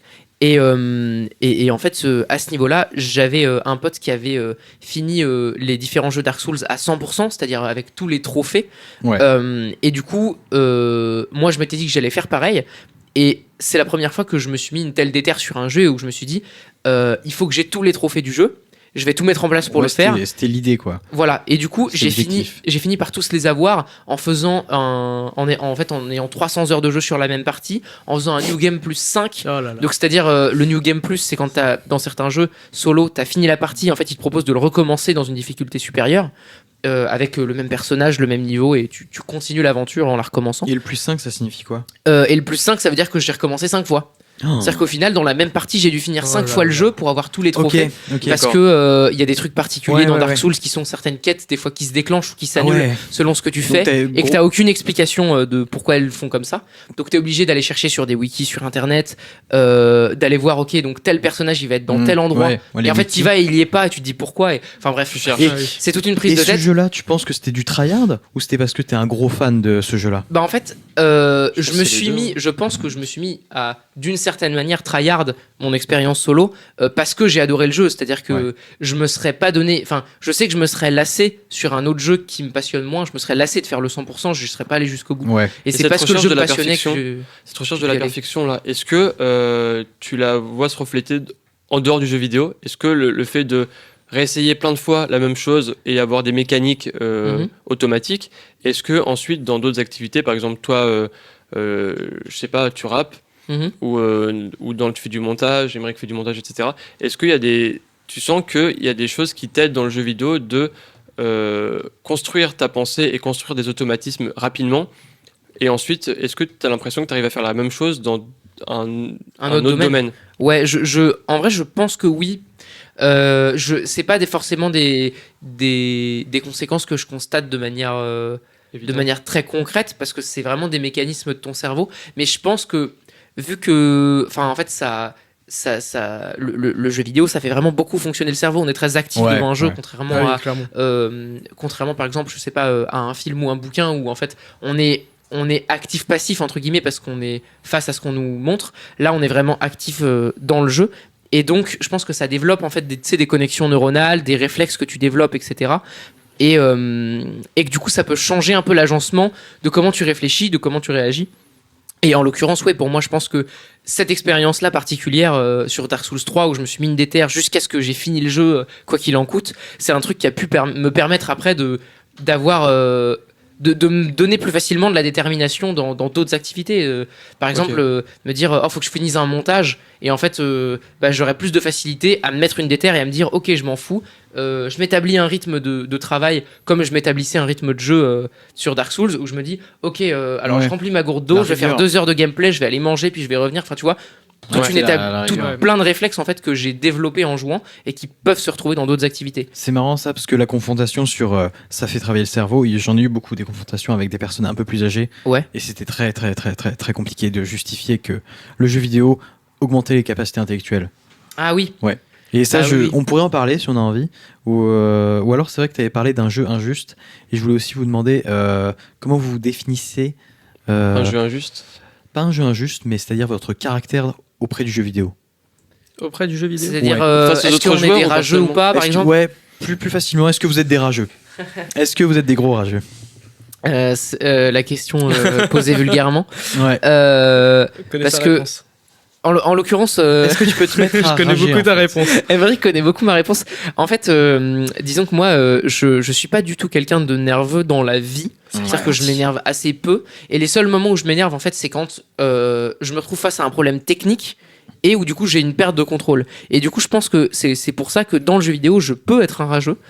Ça dépend vraiment des jeux, mais je peux avoir un potentiel de gros rageux sur certains jeux. C'est une perte de contrôle personnel ou à cause d'un autre joueur ou en fait, c'est souvent quand c'est une perte de contrôle technique. C'est ça qui m'énerve le plus, c'est-à-dire une injustice due au jeu qui rend le jeu inéquitable. Imagine par exemple, par exemple, t'es en train de jouer et que d'un coup ta manette elle se met à se déconnecter et se reconnecter régulièrement. Ouais, d'accord. Okay. Ça c'est un problème purement technique. Ça c'est le genre de truc qui me fait énormément rager, tu vois. D'accord, mais c'est pas lié à toi ou à la façon dont t'as joué ou un autre joueur quoi. Ça peut aussi être lié à ça. Oui. Je sais pas, Emric, si t'as des exemples de moments où j'ai beaucoup ragé, parce que j'ai beaucoup joué en multi avec Emric. J'ai une métaphore qui est parfaite, c'est-à-dire que là où Pierre est le grain de sel, moi je suis la salière.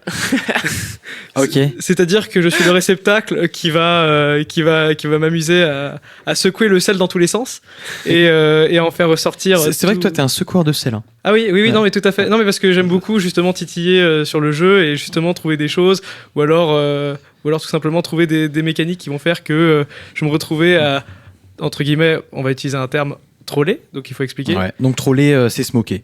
Troller, c'est moquer, oui et non. Utiliser les techniques et les façons de jouer pour justement narguer, créer du chaos, en fait. Narguer, créer du chaos, souvent sur des joueurs moins connaisseurs. Narguer. Alors, il y a narguer méchamment, donc ça c'est une des définitions du troll, mais mon troll, je le considère comme gentil. Je me considère comme un troll, notamment envers Pierre, puisque j'aime beaucoup ses réactions à vif. Je trouve ça génial. Il y a des joueurs toxiques, par contre, là-dessus. On peut en parler aussi. Oui, il y a des joueurs qui savourent ça ou qui trichent. C'est marrant parce que quand j'ai posé la question sur est-ce que vous êtes des rageux, je voulais absolument qu'on tombe sur le sujet joueurs toxiques. Mais oui. Mais j'ai envie qu'on continue pour l'instant sur.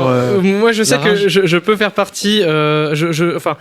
Il pourrait y avoir des gens qui pourraient considérer que je suis un joueur toxique. Moi, je me considère pas personnellement comme un joueur toxique dans la mesure où, à partir du moment où on arrive sur de la douleur, mon troll s'arrête et puis on passe à autre chose.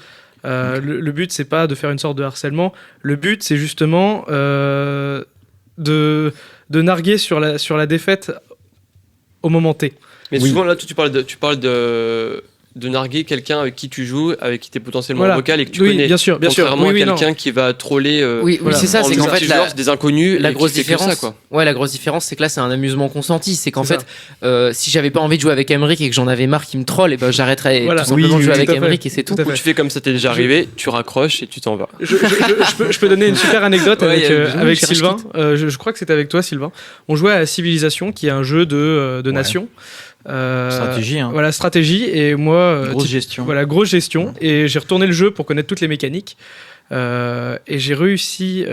Alors maintenant, Sylvain veut plus jouer avec moi à Civilisation, mais il veut jouer avec moi à d'autres jeux. T'as trop tryhard. C'est les conséquences du troll. Ouais, t'as trop tryhard. Parce que en fait, vraiment, le souci, c'est que je crois qu'on a fait énormément de parties et on n'en a jamais fini une seule. On en a jamais fini. Il me saoulait. Voilà, parce que j'en ne pouvais plus. C'est-à-dire que j'arrivais à faire des choses, genre parfois je faisais de la manipulation, c'est-à-dire que parfois, une fois on avait fait une partie avec un pote et je parlais par téléphone avec Sylvain et en même temps je parlais avec l'autre et je faisais des alliances dans les deux camps et à la fin ils se sont fait la guerre. Et moi, j'étais à côté et j'étais en train de récolter le sel de la guerre. Et t'as profité quoi. Tu les as montés l'un contre l'autre, Voilà, c'est ça. une ruse. Et moi, je jubilais. Mais du coup, c'était une ruse qui dépassait le jeu parce que c'était dans ton interaction avec les deux. Oui, mais ça fait partie du jeu. Pour les conséquences dans le jeu, quoi. C'est ça, pour les conséquences dans le jeu. Et du coup, ce qui se passait, c'est qu'à la fin, quand il y en avait un qui prenait le pas, je prenais le camp de l'autre. Ce qui fait que, par exemple, Sylvain qui prenait le pas sur l'autre s'est retrouvé à 2 contre 1 et il s'est fait défoncer. Et il a abandonné. Et c'est comme ça qu'on a fini la partie. Mais j'ai l'impression que.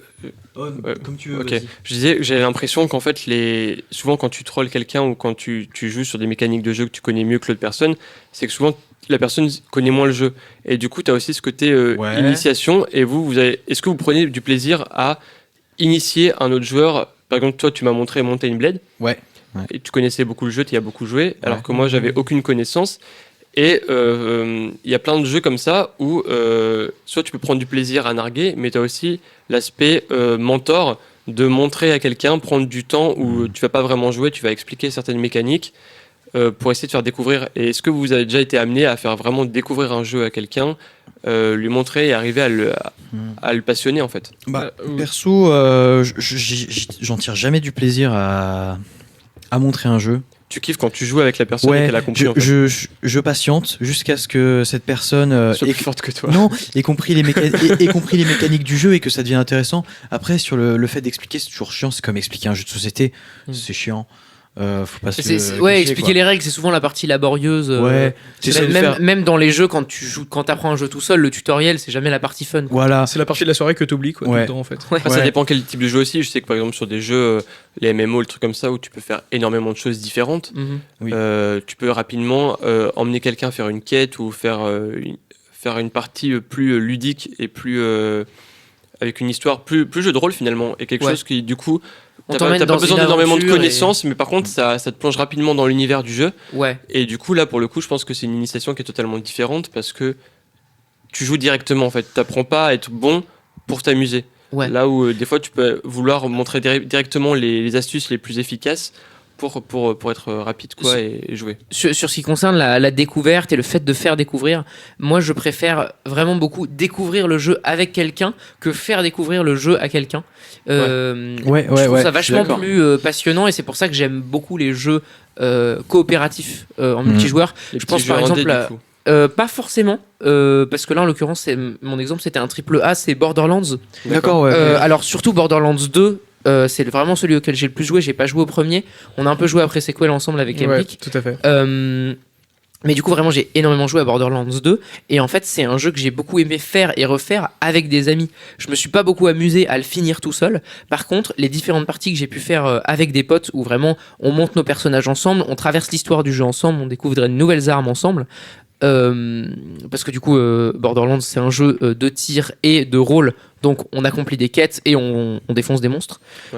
Justement tu t'émerveilles sur les mêmes choses ensemble, alors que quand tu fais découvrir à quelqu'un, l'autre s'est émerveillé, toi tu l'as vu 20 fois voire plus, mais là tu résumes pour moi l'essentiel en fait, qui est de l'aspect de découverte en fait, et qui montre que en fait quelqu'un qui peut avoir énormément d'heures de jeu comme quelqu'un qui joue occasionnellement peuvent se retrouver pour découvrir quelque chose de nouveau et vraiment juste s'amuser et passer un bon moment en fait. Ouais, c'est pour ça que pour moi, en tout cas, à mes yeux, la meilleure expérience multijoueur, quel que soit le jeu, c'est une expérience dans laquelle tu découvres le jeu avec un pote et où vous apprenez ensemble. Enfin, je sais que par exemple, avec Emric, à un moment, on avait un peu commencé à se mettre à Age of Empires 2, quand il y a l'édition définitive qui est sortie. Oui. Trop d'éditions. Et c'est vraiment... à ce moment-là, moi, je me suis pris de passion pour le jeu. Et du coup, on a un peu joué ensemble avec Emric. Et je sais que c'est un truc sur lequel...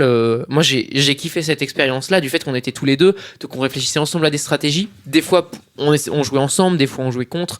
On essayait plein de choses. Et cette expérience-là du jeu, je la trouve beaucoup plus épanouissante que de découvrir le jeu tout seul, de tryhard tout seul dans des parties en multijoueur. Et de juste pas connaître les gens que t'affrontes, et puis c'est tout quoi. Et puis finir ta session de jeu avec le sourire et l'impression d'avoir vraiment passé un moment un peu famille, hors du temps où tu t'amuses quoi. Et je voulais poser une question qui titille, parce que je voulais savoir. Pierre Lançon, est-ce que tu te considères comme un rageux? Oui, la bonne question. Je voulais faire le tour de la table sur cette question-là. Oui, c'est vrai que Corentin est très focus là-dessus. Ouais. On peut revenir sur ce tour de table. Moi, je sais que je suis assez calme, mais je peux vite partir au quart de tour, quoi. C'est-à-dire que c'est bien semblé. Mais pour le coup, ça va être quand un plan ou quelque chose est mal accompli, où ça va plus me frustrer. En fait, ça va pas être vraiment, je pense, une colère précise contre quelqu'un, mais plus contre le fait que ça fonctionne pas, en fait. D'accord, ouais, d'accord. Mais après, là, du coup, ça rejoint l'aspect, on va dire, où j'ai envie d'être bon et l'envie de vraiment être efficace et réussir là où juste quand je passe un bon moment. Je sais pas, là, par exemple, j'ai découvert Overcooked avec ma copine et juste on s'amuse et du coup on rigole et quand ça marche pas je vais pas m'énerver quoi. Bien sûr, je rigole et puis c'est vrai que ce serait triste tiens. Oh bah mince, j'ai raté mes biscuits, fait chier bordel merde. Ma cuisson de poireaux et qui gueule sur sa meuf parce qu'elle a mal cuit les poireaux. Putain, on a vendu 3 steaks quoi, casse les couilles. Ouais, mais en même temps tu rigoles sur les poireaux, mais en soi oh mince, t'as mal visé le mât, c'est pas plus sérieux non plus, tu vois. Bien sûr, mais quel que soit le jeu en fait. Quel que soit le jeu, dès que tu commences à trop y jouer, là tu peux facilement rager. Mais par contre, j'ai l'impression qu'il y a plein de joueurs comme ça, quand tu joues avec des personnes qui jouent beaucoup moins, où tu passes un bon moment, il y a plein de gens, pour les convaincre, qui regardent énormément l'aspect visuel. Et c'est un point que j'aimerais aborder, c'est est-ce que pour vous, il y a des jeux qui vous touchent? Par exemple, moi je sais que un truc qui est ultra important pour moi et que j'aime beaucoup faire, c'est tout ce qui est personnalisation. J'aime trop créer un personnage et m'amuser là-dessus, passer du temps. Alors que je sais qu'il y a des gens qui passent ça et qui s'en foutent. Et il y a plein de gens, quand tu leur parles d'un jeu, ils vont dire « Ah ouais, ça a l'air cool ton jeu, mais il est moche, j'ai pas envie d'essayer, tu vois. » Ou juste dire « je sais pas si tu peux jouer à ce jeu, mais juste écoute la musique, écoute le travail qui a été fait, etc. » C'est super intéressant. Sur le côté direction artistique d'un jeu, c'est souvent assez passionnant et c'est souvent ça qui attire au premier abord. Et qui retient aussi. Là-dessus, il y a Coco qui reviendra des toilettes et qui va prendre ta place. C'est fort probable, oui. Nous sommes aujourd'hui avec le producteur de l'émission. Bonjour Simon. Bonjour. Et du coup, je trouve que l'aspect visuel, c'est un truc qui est très important, mais qui est surestimé, dans le sens où, évidemment, il faut que les graphismes d'un jeu, ils soient agréables, parce que, enfin, ils soient agréables pour toi en tant que joueur, parce que tu vas te les manger pendant des dizaines d'heures, peut-être même des centaines d'heures, donc peut-être même des milliers, parce que Coco il disait sur Dota qu'il avait plus de 2000 heures de jeu. Donc évidemment, il faut que ce soit quelque chose d'assez digeste, mais le truc c'est que souvent, tu vois, t'as des choix de direction artistique qui peuvent en rebuter certains. Et par exemple, tu vois, je sais pas, un jeu en pixel art, je comprends que ça rebute des gens. Moi, ça me rebute absolument pas, mais tu vois, c'est un truc, c'est déjà un choix tranché en fait. Et ça peut carrément définir ton rapport au jeu, consciemment ou inconsciemment. Mais par exemple, il y a des moments où juste comment tu reçois les graphismes, quoi. Juste, par exemple, c'est pas pour rien que dans plein de blind tests, une musique de jeux vidéo ou un thème est ultra facilement reconnu, etc. Et t'associes le jeu à sa musique, à ses visuels. En fait, après, ça dépend encore une fois. Hein. Je pense d'ailleurs que c'est plus quelque chose de propre au jeu solo. L'univers. Enfin, après, je dis ça, je dis rien. Mais parce que. Je dis ça, je dis rien, ça veut rien dire. Mais ce que dans un jeu multi, t'es moins confronté à moins de faire du roleplay, t'es moins confronté à l'univers que dans un jeu solo. Et j'ai l'impression que pour que le jeu soit. Enfin, les jeux qui voyagent à travers le temps et dont tu t'en souviens, tu vois, j'ai l'impression qu'ils ont tous soit une identité visuelle forte, soit un thème vraiment connu et que tout le monde pourrait chanter, tu vois. Et j'ai l'impression qu'à chaque fois que tu vas citer un jeu et que ça t'intéresse, tu vas rapidement avoir ce thème en tête. Et j'ai l'impression que pour qu'un jeu traverse le temps et en dehors du gameplay, en dehors des mécaniques de jeu, je pense que visuellement et dans toute la direction artistique, il y a quelque chose qui a été développé qui fait que le jeu reste en mémoire, quoi. Ouais. Tout à l'heure, par exemple, j'avais évoqué le jeu Journey, alors auquel je n'ai pas joué, mais qui m'a quand même marqué. Qui est un beau jeu. Ouais. Déjà parce qu'il est magnifique, et donc juste les quelques visuels que j'en ai vus ils m'ont vraiment marqué. Tu vois ce personnage avec une robe rouge dans le désert de sable, je trouve ça vraiment très joli. Et aussi par sa musique. Vraiment écouter la BO de Journey, c'est vraiment magnifique. Je l'ai écouté et elle est très connue, même sur YouTube, et même pour moi, j'y ai pas joué au jeu. Et ça m'arrive en fait, moi, de travailler en me mettant cette BO parce que je la trouve magnifique et hyper apaisante. J'ai eu la même chose avec Ori and the Blind Forest. Hein, où justement, visuellement et la musique. J'ai jamais joué au jeu. J'ai finalement regardé très peu de let's play là-dessus. Ouais. Mais tu t'imprègnes de l'univers par contre, la musique, je l'ai écouté plein de fois, j'ai écouté plein de covers. Parce que ça me plaît et parce que en dehors du jeu, là on entre dans un domaine de le jeu y a des figurines qui sont faites, il y a des choses qui sont faites à côté, tu vois, pour vendre plus. Mais la musique à part entière, c'est pas pour rien que sur Spotify, Deezer, etc., tu peux trouver tout l'album du jeu. Ouais. Et tu peux très bien l'écouter en faisant autre chose, en travaillant. Bah, c'est un peu comme les BO de films au final. Et Exactement. d'ailleurs là-dessus, ça me fait penser à un truc, c'est que le jeu vidéo, tu sais, souvent il y a des gens qui parlent du cinéma en disant que c'est l'art ultime parce qu'il rassemble tous ceux qui le précèdent.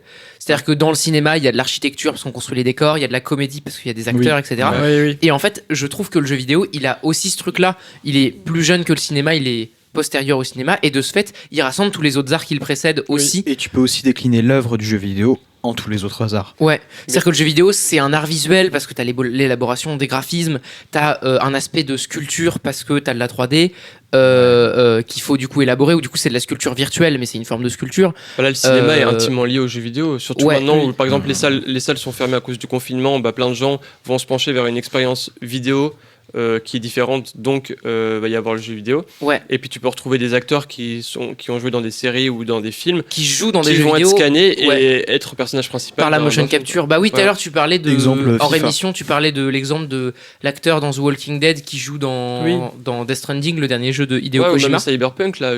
Ou Mr. V qui a été scanné, finalement. Oui, Mr. V dans Il a été le jeu de scanné. basket. Ouais, oui, il a c'est été vrai. scanné. ça. Oui, c'est vrai. Je ne sais pas comment c'est possible qu'il ait pu être scanné. Oui, dans Cyberpunk, il y a Keanu Reeves et Willem Dafoe, je sais plus dans quoi c'est. Willem Dafoe. Mais ça m'étonne pas parce qu'il a une sacrée gueule. Et, Oui, Matthew et que Modern. ça passe très bien dans un jeu. Et ouais, pour le coup, vraiment, tu vois, je trouve que le jeu vidéo, il a ce truc, tout comme le cinéma, de en fait rassembler les arts qui le précèdent.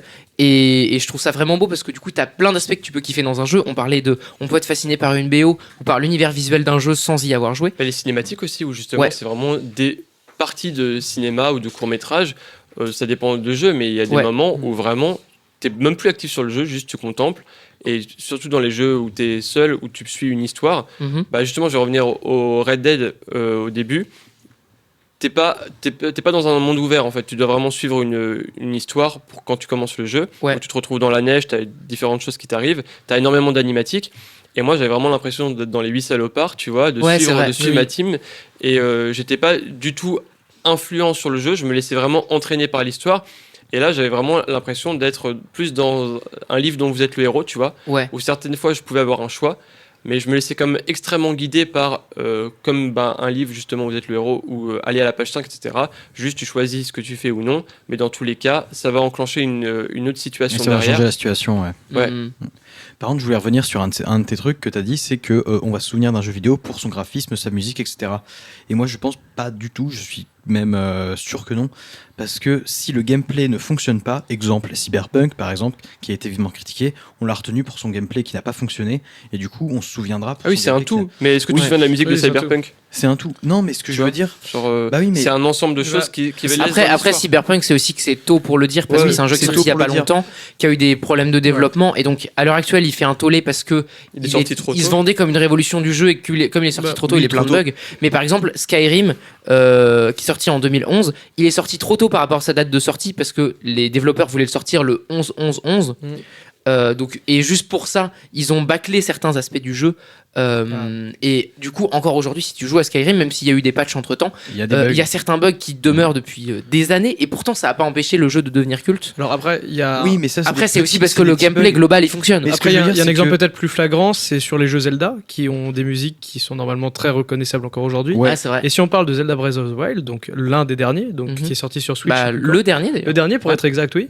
Il a aucune BO, enfin, il est complètement claqué au sol niveau audio, et je pense que il restera moins dans les mémoires, notamment pour ce genre de. Je sais pas, parce qu'il est marqué par autre chose en fait. Il est marqué par autre chose, par un changement drastique de gameplay. L'audio, je le mettrais à part parce que c'est comme regarder une vidéo YouTube de mauvaise qualité mais avec un audio parfait. C'est extrêmement désagréable de regarder une vidéo avec une qualité de vidéo parfaite mais un son dégueulasse, alors que l'inverse est totalement faisable. C'est un tout en fait. Ouais, mais c'est un tout, certes. De toute façon, c'est toujours du bonus que tout soit parfait, que le gameplay soit parfait, la vidéo soit parfaite, enfin le graphisme soit parfait, ainsi que la musique. Mais ce que je veux dire, c'est que c'est d'abord le gameplay qui, je pense, va primer parce que les jeux les plus connus, on s'en foutait du graphisme, même si à l'époque on connaissait pas ça. Donc ce qu'on ne connaît pas, ça ne nous manque pas forcément. Mais je pense que c'est d'abord le gameplay qui va influencer le jeu et qui va faire qu'il est connu et qui va attirer des joueurs. Et le fait qu'un jeu va être connu, ça va être par le nombre de joueurs joueur et sa communauté qui va en découler du fait du nombre de joueurs. Et le graphisme, ça va être vraiment le gros bonus qui fait qu'on va dire, et en plus, il claque visuellement. Ça dépend des joueurs, je pense. Parce que ça dépend des joueurs. Les joueurs qu'on appelle parfois avec façon. mépris d'ailleurs les joueurs casuals seront peut-être plus accrochés à ça. Ouais, donc les joueurs occasionnels. Seront plus accrochés à l'univers. Là où les tryharders en fait seront beaucoup plus attachés, je pense, au gameplay, au concept en fait en soi. Après, pour le coup, je pense que même si t'es un casual gamer, si tu te retrouves confronté à un jeu où le gameplay il est mal fait, mal foutu, et ben tu vas le ressentir en fait. Oui, c'est vrai. Et t'auras une perte de contrôle, tu vas pas comprendre ce qui se passe et comment on interagit avec le jeu, ça va te vénère et le jeu il te plaira pas non plus. Donc je pense que. Puis après, tu peux aussi pousser. Je pense que le gameplay il est important dans tous les cas, tu vois. Oui, dans tous les cas, le gameplay est important, mais je veux dire la qualité graphique. Par exemple pour un tryharder sur CS, enfin même pour les e-sports, ils s'en battent les couilles, tu vois. Genre il y a un moment donné où genre vraiment le petit grain d'herbe au sol, c'est pas ça qui va leur permettre de tirer, tu vois. Ouais, bien sûr. Donc vous pensez quoi justement par rapport à ça, au fait que graphiquement c'est pas forcément intéressant, mais tu peux quand même y trouver ton compte. Vous pensez quoi des jeux modés? Les jeux qui sont modulables, où justement, t'as une plateforme, même Minecraft au final, qui est totalement modulable. Skyrim, Garry's Mod. Et justement, derrière, plein de joueurs ou plein de gens vont pouvoir ajouter certains modes, certaines fonctionnalités qui changent totalement le jeu en lui-même. Et au final, t'as juste une base qui peut être graphique ou technique, mais derrière, tu peux faire vraiment tout ce que tu veux.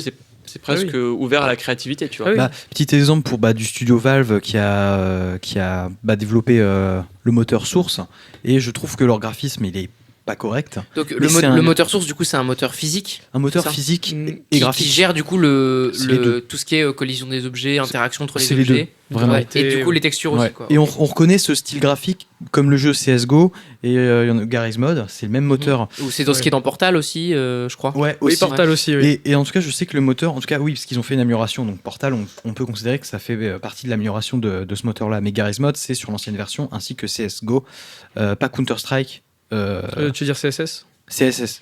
Oui, Counter Strike Source. Source, voilà. Et j'adore ces graphismes-là parce qu'en fait, ils sont pas beaux, mais ils sont ridicules. Et c'est pour ça, même le graphisme, je m'en fiche que ce soit beau ou pas, parce qu'on peut y voir aussi du ridicule. Et quand on a joué à Garry's Mod, par exemple, tu l'as vu, ça t'a vraiment fait marrer de voir les graphismes, je pense. Oui, mais c'est comme après les jeux rétro, finalement, quand tu regardes, il y en a qui ont pas de gueule et qui vivent avec, qui ont pris de l'âge, forcément. Ouais. Après, on peut aussi trouver un charme là-dedans. Enfin, tu vois, c'est comme tu vois, je sais pas, un film des années 20 en noir et blanc. Tu vas pas dire que c'est moche parce que par rapport aux moyens techniques de l'époque, c'est ce qui se faisait de mieux, et que en plus, tu peux aussi y trouver un charme dans l'ancienneté du truc, tu vois. Et de la même manière, un jeu sur NES, tu peux le trouver beau à partir du moment où tu sais que par rapport aux standards de l'époque, c'est beau, tu vois. Et là-dessus, après, je sais pas ce que t'en penses, Sylvain, toi qui as fait pas mal de rétro gaming, pour ce qui est de tout ce qui est graphisme, etc. Mais je pense que tu vois, c'est vraiment un truc, quel que soit l'art, tu vois, c'est remettre en perspective des techniques de l'époque. Et à partir de là, tu peux juger si c'est beau ou pas. Ouais, je suis chaud. Du coup, Sylvain, toi qui as fait beaucoup de rétro gaming, je sais pas ce que tu penses de ça. Personnellement, je pense qu'en fait, en vrai, ça dépend aussi de la console. Il y a des trucs où, même si c'était au top à l'époque, la transition, par exemple, 2D, 3D, elle s'est fait un peu dans le dégoût. Nintendo DS dans le 3D, là. Ouais, non, mais pas ça, ouais. pas dans ce 2D, non, 3D. tu veux dire, on passe d'un truc plat à un truc en 3D. La PS2, par exemple. Genre, c'est ça, tu passes de la NES à la Nintendo 64 ou la PS1. Franchement, même si j'ai adoré y jouer, comme plein de gens, je trouve que ça a mal vieilli. Ça. Je sais pas, moi j'ai beaucoup l'exemple de GTA San Andreas. Et c'est pas beau, mais là, je parle vraiment d'un moment où précis, vraiment où t'as tout, surtout la PlayStation qui faisait des polygones dégueulasses, où t'avais l'impression que le mur il vivait. Donc le vieux Tomb Raider, je crois. Ouais, tu vois. Je crois, ouais. Mais tu vois, ça c'est. Mais après, nous, on est presque trop jeunes en fait pour avoir assez d'écart pour voir l'avancée aussi graphique. J'ai l'impression que soit tu t'intéresses au rétro, mais t'as pas eu l'aspect de j'attends la nouvelle console, waouh, l'évolution, etc. On l'a moins quand même. L'évolution, mais franchement, je peux pas retourner en arrière là, vraiment voir la PlayStation 1, c'est. Ça te fait mal aux yeux? Ouais, ça a pas très bien vieilli. Ok. Alors excusez les petits bruits de bière qui s'ouvrent. Alors que le pixel art, franchement, je trouve que ça. Moi, je peux toujours adorer un vieux jeu, même un pixel art, je trouve ça joli. Tu veux dire genre Sonic Tu veux dire que la vieille 3D a plus mal vieilli que la vieille 2D en fait. Ouais. Là-dessus d'ailleurs, je trouve que, enfin, D'accord. tout comme les premiers effets spéciaux numériques au cinéma, je trouve que effectivement dans le jeu vidéo c'est pareil. Tu regardes un jeu de Nintendo 64, aujourd'hui tu trouves que ça a vraiment pas de gueule, enfin que ça a mal vieilli parce que c'était le balbutiement de la 3D. Là où en fait des jeux de Super Nintendo, ils ont beaucoup plus de gueule encore aujourd'hui parce que c'est pas la même technique et que la 3D ça a plus mal vieilli en fait, ça part de plus loin. Ouais. Je trouve. Bah, par exemple, l'Empire contre-attaque, je trouve qu'il a mieux vieilli que épisode 2 ou 3. Ouais. Par exemple. Oui. Sans dériver sur les films. Oui, Bah, ouais, par on exemple, va dériver moi sur je les vais revenir sur un des premiers jeux auxquels j'ai joué quand j'étais tout petit, là, qui est Pharaoh, qui date de 99, et du coup qui est un jeu de gestion. Et là, quand j'ai vu qu'il sortirait sûrement une nouvelle version en 2021, donc cette année, bonne année, du coup, Bonne année. Bonne année. On n'a même pas dit bonne année. Hein. Ouais, c'est vrai. Bonne année. j'ai l'impression. Parce qu'on enregistre cette émission le 1er janvier, voilà. J'ai l'impression que graphiquement, il n'est pas spécialement plus poussé. J'ai l'impression qu'il reprend exactement les mêmes schémas, les mêmes patterns, avec quelque chose, la même vue aussi, mais Ouais. qu'il a pas. Après, je n'y ai pas joué, j'ai juste vu quelques images, mais j'ai vraiment l'impression que c'est pas l'objectif principal de cette réédition. En fait, j'ai plus l'impression qu'ils sont concentrés sur d'autres choses, mais que visuellement, ils sont restés justement dans un style qui rappelait donc presque quelque chose de nostalgique, qui rappelait le visuel de l'époque. Alors qu'on est Ça peut être une méthode 21 de ans faire après, un peu à l'ancienne. Là-dessus, je pense que tout à l'heure, je parlais des jeux indépendants d'aujourd'hui qui peuvent faire parfois pareil. Par exemple, Hotline Miami, un jeu indépendant auquel j'ai pas mal kiffé. Qui fait un peu ça, c'est-à-dire que les graphismes de Hotline Miami, c'est très pixelisé, c'est pas vraiment très détaillé. Si vous regardez un peu la tronche du jeu, on pourrait pas. Enfin, je trouve que du coup, c'est des graphismes qui sont vraiment intemporels. On sait pas vraiment à quelle époque c'est sorti, parce qu'à la fois c'est très dynamique, comme aujourd'hui on peut le faire, et en même temps ça a une gueule vraiment ancienne. Et je trouve que du coup, ça donne vraiment un aspect plus intemporel qu'un jeu qui va être à la pointe des graphismes. Et par exemple, tu vois, les jeux d'Activision, les différents Call of Duty qui essayent toujours de pousser plus loin le réalisme, Ouais. et ben ils vieillissent plus mal. Ils n'y arrivent pas trop d'ailleurs. Ouais, Oui, j'y arrive mais pas en fait, ils vieillissent plus mal. Je pense par exemple à Warzone, auquel j'ai un petit peu joué il y a quelques mois. Alors j'ai un peu perdu le fil des Call of Duty, mais c'est un des derniers là. Ouais, Warzone, c'est celui qui est en Battle Royale en fait. D'accord, ouais, je vois. Et en fait, du coup, je l'avais téléchargé, j'y avais joué un petit peu. Et en fait, c'est un jeu qui est bon. Téléchargé acheté, hein. Je sais pas s'il est très optimisé. Non, parce qu'il est gratuit Warzone. Ok, d'accord. C'est un jeu qui est du coup qui, j'ai l'impression, essaye, comme beaucoup Activision font souvent ça, essaye de pousser très loin le réalisme et les détails en fait, et la précision, et tu peux régler tous les paramètres graphiques, etc. Mais en fait, du coup, c'est un jeu qui est pas très optimisé parce qu'il prend énormément de place sur un ordi, il fait une 60aine de gigas. Il est vraiment. C'est à profiter avec une carte graphique dernière génération en fait. Voilà, en fait, il est très très gourmand, De toute façon, etc. Et en fait, je trouve que c'est un peu vain parce que tu aurais pu faire. Enfin, tu regardes Fortnite, ça marche beaucoup mieux alors que c'est des graphismes beaucoup plus cartoon, tu vois. Ouais.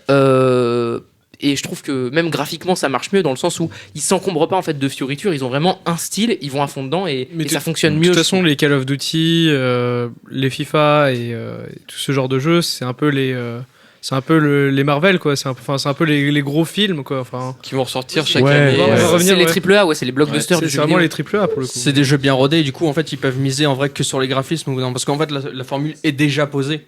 Tu peux pas réinventer Oui, le c'est ce que ça va et être quand tu vas acheter un FIFA en fait, tu vas pas. Tu t'attends pas à autre chose, c'est un FIFA et tout ce qui peut être amélioré entre l'ancien et celui-là, C'est les joueurs. Tu vois, c'est ce que je pensais avec historique aussi. ton jeu à toi, Pierre, Pharaoh.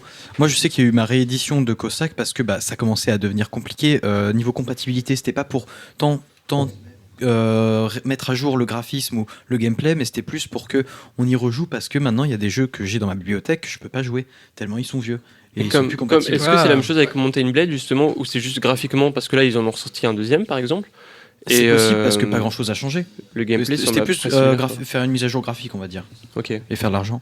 Est-ce que vous, dans votre expérience de joueur et d'envie aussi, peut-être dans votre culture du jeu vidéo d'avancer, est-ce que vous vous êtes senti limité justement par l'aspect technique, donc que ce soit parce que vous n'avez pas un PC assez puissant, parce que vous n'avez pas la console, etc. Oui, beaucoup. Oh. Personnellement, à l'époque, du coup, où je jouais principalement sur console et où j'ai commencé à jouer sur PC. Donc j'ai commencé par exemple sur sur PC, j'ai commencé sur Dofus, puis sur Minecraft, puis sur League of Legends. Et du coup, Dofus, c'est un jeu qui demande absolument aucune ressource. On peut y jouer sur Internet, littéralement une patate. Le web maintenant. Littéralement sur un grille-pain. Bah, tu jouais sur le web avant, non? Voilà, directement navigateur Non, web ok. aussi, ça existe maintenant. Donc c'est un jeu qui est vraiment absolument pas gourmand en énergie et qui, du coup, à ce moment-là, j'avais pas du tout compris ces contraintes-là qu'il fallait avoir une bonne carte graphique, etc. En plus, je jouais du coup sur l'ordinateur familial. Et quand j'ai commencé à jouer à Minecraft, puis que j'ai joué à League of Legends, progressivement, j'ai compris ce que c'était que d'avoir des pertes de FPS quand ton ordinateur est pas assez performant, Ouais, c'est un joueur. d'avoir Pas du pouvoir lag, jouer d'avoir du lag quand t'as une mauvaise connexion. Donc du lag, c'est du délai, ce genre de choses. Pas voir un jeu avec les graphiques poussés au maximum. Mais je pense que d'un point de vue technique, tout le monde a déjà eu ça. La question, du coup, c'est plus. Bah, surtout notre génération, en tout cas. Est-ce que ça a vraiment dérangé ton gameplay, en fait, tout simplement? Le plaisir de jeu. Oui.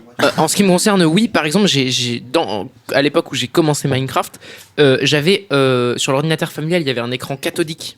Les écrans de PC cathodiques. Ouais. C'était Ah, quand avant, même. c'était pas un écran plat. Ouais, on avait un vieux truc. Ah ouais, ok. Et le truc, c'est que les écrans cathodiques, en plus, c'est à l'époque où déjà Minecraft de base gérait assez mal le système de nuit, c'était assez sombre, on pouvait pas trop modifier la luminosité. Et en plus de ça, j'étais sur un écran cathodique qui du coup était vachement sombre de base. Et du coup, quand c'était la nuit dans Minecraft, je ne voyais absolument rien et ça a changé toute mon expérience de jeu. Parce que du coup, ça faisait que pendant les phases de nuit, je pouvais pas vraiment jouer ou alors je devais que rester en extérieur, ce qui était dangereux pour des raisons de monstres parce que c'est Minecraft. Et en même temps, tu vois, dès que j'allais en intérieur, vu que je débutais, que j'avais pas encore trouvé du charbon parce que j'étais vraiment full noob, et ben j'avais pas de torche et du coup, j'étais vraiment dans le noir complet. Et du coup, pour le coup, ça a vraiment profondément touché mon expérience de jeu, tu vois. Et quand j'ai eu après un écran LED, ça a déjà changé une partie de mon expérience. Et pareil, quand j'ai eu un meilleur PC et que j'ai commencé à avoir 60 FPS sur la plupart des jeux, j'ai revécu, tu vois. C'était vraiment, ça a tout changé parce que j'étais habitué à du 15-20 FPS, quoi. Moi, j'ai vraiment eu j'ai même pas été limité en fait. C'est-à-dire qu'avant, je pouvais pas jouer parce que soit j'avais même pas de connexion internet suffisante pour pouvoir jouer en ligne, soit pas de matériel personnel, c'était un PC familial. Et du coup, c'est pour ça que j'ai beaucoup plus vécu le jeu vidéo par le streaming ou par les vidéos. Et c'est vraiment à partir du moment où, lié à mes études, j'ai pu avoir un ordinateur qui pouvait faire tourner les jeux, que j'ai commencé à m'initier en m'impliquant plus personnellement dans le jeu, etc. Ça et un colocateur qui jouait depuis un bout de temps aussi, ça aide. Ah oui, ça aide, oui. Après, moi, je sais que contrairement à vous, c'est vrai que j'ai été chanceux parce que mon père était très jeu vidéo. Il y jouait pas forcément, même s'il y a joué un peu au début pour nous montrer. Mais après, il y joue pas spécialement. Il joue à des vieux jeux un peu pour adultes, on va dire, du type Zuma, mais vous connaissez sûrement pas. Non, Bref, en tout cas, ce que je veux dire, c'est que il avait toujours fait en sorte qu'on ait chacun un ordinateur parce qu'il nous voyait nous engueuler, mon frère et moi, pour avoir accès à l'ordinateur qu'il avait lui-même construit. C'était une machine plutôt puissante à l'époque. Et petit à petit, pour qu'on évite de s'engueuler, il m'a aussi acheté un ordinateur. Et c'est là où je sais que j'étais plutôt chanceux parce que il y voyait l'importance. Et t'avais ton ordi à toi, quoi. Ouais, j'avais mon ordi à moi. Alors, et après, voilà. Même s'il avait acheté un moins puissant pour moi, parce que j'étais plus jeune, j'étais pas le grand frère non plus, ça allait, j'avais eu quand même ça ramait. Voilà, c'était juste la seule chose que j'avais, mais j'avais pas de problème de connexion spécialement. J'habitais dans un coin où on avait 1 méga par seconde, c'était amplement suffisant pour l'époque. Et je sais que là-dessus, j'ai été plutôt privilégié. Donc, je sais pas vous après. Est-ce que quelqu'un s'est déjà, moi je me demandais, investi du coup carrément personnellement dans un jeu, c'est-à-dire joindre ou contacter les développeurs ou les gens qui travaillent sur le jeu, qui est peut-être encore en évolution, ou afin ou même sur les forums, histoire d'essayer de pousser le jeu, avoir cette envie de l'améliorer en fait. Alors moi, 2 fois. Première fois, c'était plus participation à la communauté, c'était Minecraft, j'avais fait des timelapses de construction et c'était plutôt gros. Et je sais qu'on avait été repartagé sur Minecraft.fr. Donc c'était plutôt pas mal. Et deuxième fois, c'était pour ce fameux jeu Ymir, qui est RPG. Et justement, j'avais vu qu'il était français et je lui avais contacté pour le féliciter et lui dire qu'est-ce qui allait pas dans le jeu. Mais c'est un open source ou c'est juste que lui, il travaille tout seul? C'est lui qui travaille tout seul. Et, d'accord, ok. Voilà. Mais en tout cas, sa communauté interagit beaucoup avec lui, il lui envoie des messages pour lui dire ce qui va pas. Et il fait souvent des mises à jour pour réguler ça. Et je sais que je lui avais envoyé un mail assez gros, quand même, conséquent, pour lui expliquer qu'on m'aurait un peu trop... C'était un peu trop dur. C'était trop dur. Ouais, c'était trop dur. Mais ça, je trouve ça vraiment impressionnant quand tu parles de Ymir, du fait que c'est un mec qui est tout seul. Avec plein de pendant bêta-testeurs. des années en fait, c'est juste ça. Ouais. Ouais, c'est ça. En fait, et qui est pendant des années qui a vraiment élaboré son jeu de A à Z. Ouais. Il y a quelques personnes comme ça qui existent où vraiment ils ont élaboré leur jeu tout seul ou une équipe très réduite. Et je trouve ça toujours très impressionnant. Par exemple, Undertale, il s'était fait connaître aussi par ce biais-là quand il est sorti. Ouais. C'était en mode, bah voilà, c'est un mec tout seul qui a fait ce jeu. Et le jeu, il a cartonné. Et il y a plein de gens qui ont aimé. La BO est super. Et les gens ont vraiment adoré le jeu. Et je trouve ça trop bien que un mec tout seul qui soit assez Fasse son fou propre pour jeu, coder, faire les graphismes, Oui. faire la musique de son jeu, et ben il puisse avoir un succès et que les gens puissent. Et le gars, lui, il a apprécier fait l'œuvre. la musique, il a même fait la com, il a fait des. Le A à Z, quoi. Ouais, mais il a fait de la 3D aussi pour faire des images et des fanarts, visuels, enfin, ouais. des visuels. Il a même fait de la 3D, il a codé, il a fait son Donc, site il a web. carrément appris de lui-même, en fait, de cette Appris. expérience. Oh, j'ai cru comprendre que c'était quand même son métier, l'informatique, mais voilà, c'est quand même impressionnant qu'il en arrive à là. Et vous êtes intéressé, vous, déjà, à la fabrication d'un jeu vidéo, enfin, essayer Ouais. de comprendre comment c'est fait, ou d'essayer un jeu qui est... Bah, c'est un métier, en fait, hein, mais c'est d'essayer un aussi métier. un, Je sais pas un si- jeu, voir là où il y a les failles, voir ce qui peut être amélioré afin de faire des retours. Tout simplement au des studio. alphas. Tout simplement voilà, des alphas, ça. oui, oui. Moi, ça m'est arrivé sur un jeu qui s'appelle Subnautica, qui est un jeu qui se passe sous l'eau, et on arrive sur une planète extraterrestre. Et effectivement, c'est un jeu qui s'est développé en... Comment ça s'appelle ? En early access. Le early access, si tu veux. Bah donc c'est en fait c'est c'est l'accès anticipé. C'est un truc qui se fait de plus en plus pour en fait aider le développement d'un jeu. C'est des gens, ils ont un prototype de jeu, ils ont une version très primitive, donc une alpha, une bêta, voire même avant. Dans le processus de développement d'un jeu, et en fait ils le mettent déjà en accès anticipé, comme ça vous donnez de l'argent pour accéder au jeu plus tôt. Comme ça, vous pouvez faire des rapports sur ce qui va pas dans le jeu. Vous pouvez aider les développeurs à savoir ce qui va pas. Rien que le fait que vous jouez, ça donne des comptes rendus aux développeurs. Et du coup, c'est gagnant-gagnant parce que vous avez le jeu C'est une plus tôt. façon de jouer différemment, en fait. C'est ça. parce que Vous avez le jeu c'est plus tôt et vous soutenez le développeur, ça lui permet de continuer à travailler et à potentiellement après sortir son jeu définitivement, quoi. Voilà. Il y a c'est plein de façons aussi de consommer le jeu vidéo de cette manière, que ce soit, tu peux voir sur Twitch maintenant des gens qui codent en live et c'est les viewers qui vont venir leur donner des conseils, des idées ou juste regarder le regarder Doc faire. Giro, Ah bah, je sais pas si savais vous pas connaissez. du tout. Il y a ça et il y a je aussi connais pas tout ce du qui tout est ce Game style. Jam où genre les gens se retrouvent ouais. avec un temps donné pour coder Je crois un que c'est jeu 24 vidéo. heures ou 48 heures. Je pense que Là-dessus, j'ai un exemple, c'est un YouTuber du coup qui s'appelle Doc Gero, qui est, je sais pas s'il y a d'autres YouTubers qui font ça, mais du coup il est sur YouTube et sur Twitch. Et en fait, du coup, c'est un développeur de jeux. Il a travaillé pendant des années chez Ubisoft, puis il s'est barré, il s'est mis en indépendant. Et maintenant, il conçoit du coup des jeux tout seul. Et en fait, il les code en live sur Twitch. Du coup, des fois, il fait des live Twitch où il dit ok, alors aujourd'hui, on va participer à tel game jam. C'est Donc, génial. c'est des concours C'est cool, où ouais. on doit faire un jeu en un temps donné. Il dit on participe à, par exemple, ouais, alors ça, c'est la Tree Jam. On doit faire un jeu en 3 heures. C'est parti. Il lance son live Oh là et il là. dit ok, on va faire un jeu le plus vite possible, dans l'idéal en 3 heures. Et du coup, tu le vois qu'il passe du coup toutes les étapes. Donc d'abord, il y a le concept où juste il fait des petits dessins très primitifs pour montrer ce qu'il va faire. Il code les différents objets entre eux, les différents écrans, incroyable. les différents menus, etc. Et ensuite, il élabore tous les graphismes lui-même sur Photoshop. À côté, en parallèle, il y a un pote à lui qui compose la musique. il y a les viewers aussi qui participent, qui peuvent Ouais. donner des conseils. Les il y a des viewers viewers donnent des qui idées. savent coder. Après, qui savent- est-ce qu'il a vraiment le temps sur un 3 heures, tu vois? Je pense pas. Hein. Bah, Bah, c'est l'aspect aussi, ouais, tu vois, que- c'est d'échange et de montrer aussi ses capacités. mais En ça- général, ça c'est va des pas être un énorme jeux. Dans les jams comme ça, c'est des jeux très primitifs. C'est-à-dire Ouais. que De type en Snake. général, t'as un menu, un écran de jeu et un game over et c'est tout, tu vois. Ouais. Donc c'est pour mettre ouais, un jeu de base. Le Par concept, exemple, dans la dernière vidéo le dernier replay qu'il a sorti sur YouTube, le jeu qu'il élabore, donc je crois que c'est en 6 heures, le thème c'est la fête, et en fait c'est juste un jeu où t'es à la première, lui il a fait un jeu où t'es à la première personne. En fait t'as 2 éléments de gameplay, c'est qu'en gros t'as ta main droite où t'as une bouteille d'alcool, ta main gauche où t'as une cigarette qui fait rire, et en fait t'as des barres, c'est t'as une des bière barres. cul. Faut que tu restes tout le temps. Et en fait, tu dois rester tout le temps entre le maximum et le minimum. Si t'atteins le minimum, t'as perdu. Si t'atteins le maximum, t'as perdu. Sur les 2 barres. Et du coup, tu dois maintenir l'équilibre. C'est vraiment un jeu d'équilibre, littéralement. D'accord. Où tu picoles, tu fumes, mais pas trop. Et en fait, quand c'est trop ou pas assez, c'est game over. Oh là là. Donc Ouais, c'est un jeu qui est ça- hyper Est-ce simple. qu'il en met fait, ses dans jeux le jeu. après ça, mais à c'est disposition cool. ou pas? Est-ce que après Je les viewers crois. peuvent C'est jouer à peut-être son jeu? gratuit ou il fonctionne avec des dons, j'imagine. Je sais pas exactement comment il fonctionne. Je sais pas s'il les rend payants, s'il les donne en libre accès ou pas. Parce que je pense que ça doit être soumis aux différentes conditions des différents concours.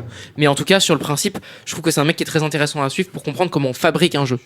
Après, je sais pas si vous avez déjà essayé les éditeurs de jeux, c'est-à-dire, il y avait RPG Maker, je sais pas si vous connaissez, ou Construct 2, ou alors Source, hein, qui tout le monde peut, ou Unity, de toute façon, en plus élaboré, c'est plus compliqué, Unity ou Unreal Engine, mais des fois après il y a des jeux qui mettent leur RPG Maker, par exemple. Je sais qu'il y a un gars que je suis, j'ai jamais vu une beauté si incroyable en termes de graphisme pur, mais ça fait 10 ans qu'il est sur son jeu, alors il est sur une version très ancienne faite en 2003 de ce RPG Maker, qui est un constructeur de jeux, et ça fait 10 ans qu'il est sur son jeu et il continue, le gars. Et je vous montrerai après le graphisme, dommage que ce soit en radio, mais bon, le visuel est juste incroyable, et je vous montrerai, mais ce qui est génial, c'est que du coup, en fait, même quelqu'un de créatif peut aussi s'amuser juste à imaginer. Donc, s'il a des connaissances, il peut le coder de A à Z. Et c'est pour ça qu'on parlait tout à l'heure des jeux modables. C'est que tout le monde peut s'investir à son échelle. Que ce soit, par exemple, tu vois, je vais prendre l'exemple de Minecraft. Tu peux juste créer un pack de textures, donc juste pour changer les textures du jeu. Tout comme tu peux moduler de A à Z pour qu'en fait, à partir d'un support, d'un outil, du coup le jeu devient un outil, tu puisses vraiment créer ton propre jeu qui a rien à voir avec, on va dire, le jeu entre guillemets de base, quoi. En fait, on revient au mode là après. Ouais, on revient au mode, hein, clairement. On revient carrément au mode en fait. C'est en fait le mode, c'est une manière un peu plus minimaliste et miniature de ce développement-là. Et je pense d'ailleurs qu'il y a des développeurs de jeux qui ont commencé en modant d'autres jeux. Ça m'étonnerait pas, tu vois. Tout comme il y a un site qui te permet de coder et tu as déjà des raccourcis de script qui te permettent d'être extrêmement rapide dans ton code de jeu. Et du coup, c'est aussi une façon justement d'être rapide et d'avoir des outils qui sont déjà en main, que ce soit aussi les moteurs de rendu, etc., qui justement sont utilisés après. D'ailleurs, on voulait faire une minute de silence pour ce qui permettait de faire tourner tous les jeuxvideo.com, FR, etc. Ah oui, c'est vrai. Attends, c'est quoi En fait, on a appris hier par un article qu'on a trouvé sur Internet que Adobe Flash Player allait être enlevé d'Internet. Ah, c'est terrible ça. C'est terrible pour les jeux Flash. En fait, du coup, c'est fini maintenant. Je crois que c'est avec la nouvelle année qu'ils ont fait ça. Ouais, c'est ça. Il me semble que c'est ça. Et donc, Adobe Flash Player, qui est en plus un truc par lequel on a un peu découvert les jeux vidéo, parce que je sais pas pour vous, mais en tout cas, c'est beaucoup passé par les jeux Flash. Ouais, mais les jeux. Oui, c'est vrai que c'est ça. Attends, on n'a pas parlé des jeux Flash parce que c'est vrai que c'est des petits jeux qu'on a oubliés. Les jeux à l'école, franchement, au CDI. Oui, on les a tous connus. Quand t'es en cours d'art plastique et c'est un cours sur GIMP et tu vas jouer à ça, mais ça c'est. Ah oui. À l'époque du collège, on a commencé à connaître les points yo. Oui, les points yo, bien sûr. On a eu les points yo aussi. Agario, Slitter.io. Bah, il y a encore le slicer.io. C'est des formes de jeux Flash aussi, ouais. Je sais que. Je suis pas sûr qu'ils soient en Flash finalement maintenant. Ils les ont convertis peut-être en HTML, CSS, tout simplement. Oui, ils ont dû les convertir. Donc ça, c'est des langages de programmation. Après, ça dépend de l'intérêt que les joueurs en ont. HTML, CSS. Et du coup, c'est vrai que les jeux Flash, je sais pas vous, mais en tout cas, moi, je suis beaucoup passé par là au début, en fait, quand justement je jouais sur l'ordi familial ou l'ordi de ma grand-mère, machin. Bah, au moins, ça passait là. C'est ça. C'est que là, en fait, il n'y a pas de question de performance de l'ordi. Ça fait tourner sur n'importe quoi. Et c'est des jeux souvent assez simples. Mais parfois qui m'ont quand même marqué. Enfin, c'est-à-dire que par exemple, il y a un site de jeux Flash qui est vraiment super et sur lequel je vous conseille d'aller faire un tour si ça existe encore, malgré la disparition de Adobe Flash Player, je sais pas. Ça s'appelle Nitrome. Je sais pas si vous connaissez Nitrome. Je suis déjà allé, en fait, du coup, c'est des développeurs qui ont un site à eux. Et en fait, leurs jeux se sont trouvés sur d'autres sites comme jeux.fr, Miniclip, tous les trucs sur lesquels on trouvait un peu plein de jeux. Et vraiment, ils ont une identité visuelle bien à eux dans tous leurs jeux. Ouais. Et je me souviens que par exemple, je jouais beaucoup à Mutiny, qui est un peu une espèce de plagiat de Worms, sauf que c'est avec des pirates. Mais en fait, vraiment, globalement, c'est des jeux Flash qui sont très sympas et qui m'ont fait découvrir le jeu vidéo. T'as plein de jeux presque fast-food, tu vois, comme ça, qui demandent aucune ressource, qui se consomment et comme ça, alors que t'as des jeux AAA qui vont demander des millions et des gens et qu'en fait, c'est hyper vaste. Je trouve ça génial que, en dehors d'avoir une expérience de joueur, tu peux passer d'un jeu qui a été fait par un mec dans son garage qui est un peu passionné à une entreprise qui demande différents corps de métier, que ce soit des compositeurs, que ce soit des artistes 3D, des artistes 2D, des gens qui vont faire des concepts même, parce qu'ils vont réfléchir au scénario, etc. Et le fait que justement tu aies une diversité où tu peux vraiment partir du plus simple au plus compliqué. Et tu peux vraiment switcher et prendre ton pied et vraiment kiffer. Mais c'est pour ça que je trouve une importance primordiale au gameplay d'abord.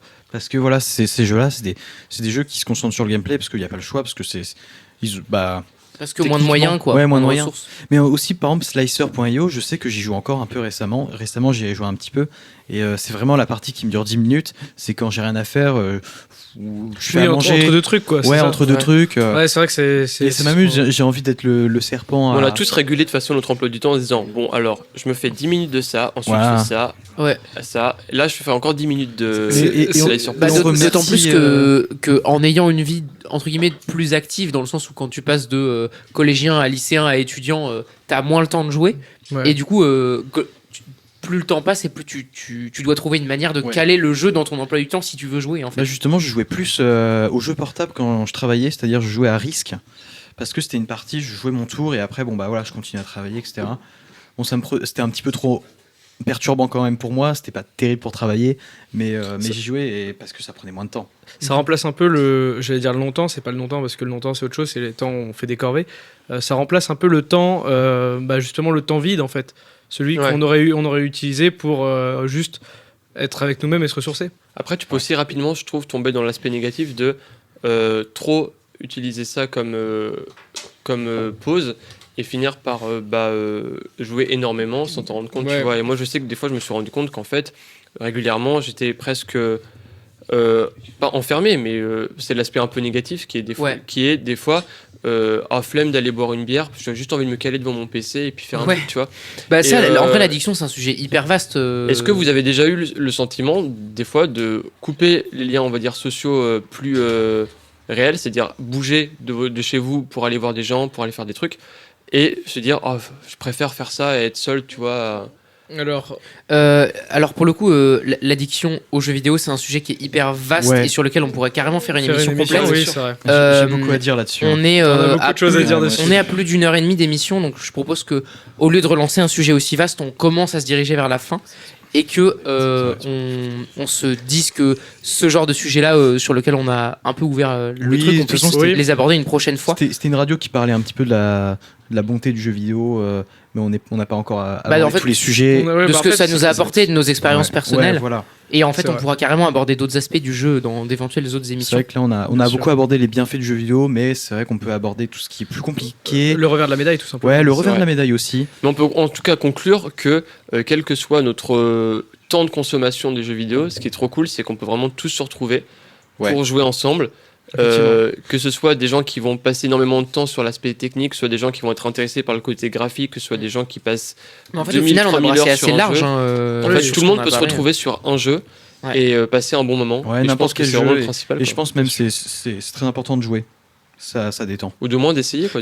Mais après, ce message de santé publique. J'ai envie de dire que le jeu, de manière globale, au-delà du jeu vidéo, le jeu en général, c'est un dispositif qui est indispensable à l'apprentissage, à l'éducation quand on est enfant et même tout au long de sa vie. Et le jeu vidéo, c'est une des manières d'aller. J'ai eu tellement de confrontations à ça, faudra qu'on en débatte. Surtout que les confrontations ont souvent lieu avec des gens qui jouent énormément. Mais on pourra faire une émission peut-être sur que ce soit peut-être les clichés autour du jeu vidéo, ou les aspects plus négatifs du jeu vidéo, ou les gens. Il y a plein de sujets à aborder qui vont énormément être dans le jugement alors qu'ils ont une trentaine de jeux mobiles installés sur leur téléphone, tu vois. Et c'est aussi le fait que il y a aussi un côté assez hypocrite et des a priori sur la consommation de jeux vidéo, et j'ai l'impression quand même un certain jugement de certaines personnes, tu vois, qui vont énormément juger justement des joueurs alors qu'ils jouent aussi. C'est des sujets qu'on abordera avec plaisir dans d'éventuelles d'autres émissions. Je vais me permettre du coup de faire une conclusion. Si on va faire peut-être un dernier petit tour de table si vous avez un mot de la fin, peut-être quelque chose pour conclure sur ce qu'on a dit aujourd'hui. Chacun notre tour. Et vas-y, je commence. Je te laisse commencer. Jouer aux jeux vidéo, c'est très éducatif et ne ragez pas. Et ça peut apporter plein de choses. Moi, je suis vraiment juste content de découvrir peu à peu un peu cet univers, tu vois, mais en étant plus investi personnellement. Et je conseille à tout le monde de s'y intéresser, même si je pense que beaucoup de gens s'y intéressent déjà, en fait, que ce soit en regardant des gens faire, en y jouant ou en regardant tout ce qui est dérivé de ça, donc que ce soit la musique, etc. On a beaucoup de choses à apprendre du jeu vidéo, je pense. Et une des choses très importantes quand vous êtes avec vos amis, ne ragez pas. Vous pouvez rager, mais sachez que j'adore rager. Ce n'est pas très important finalement. C'est pas très grave si c'est vos amis qui vous trollent. Ne vous en faites pas. Voilà. Bah, moi j'espère juste, franchement, qu'on gardera tous bon contact grâce à tout ça et que, franchement, que le jeu vidéo nous mènera loin ensemble. Bah, de toute façon, à 40 ans, Je à pleure. 40 ans, on jouera encore aux jeux vidéo. Même dans la maison de retraite. RPC.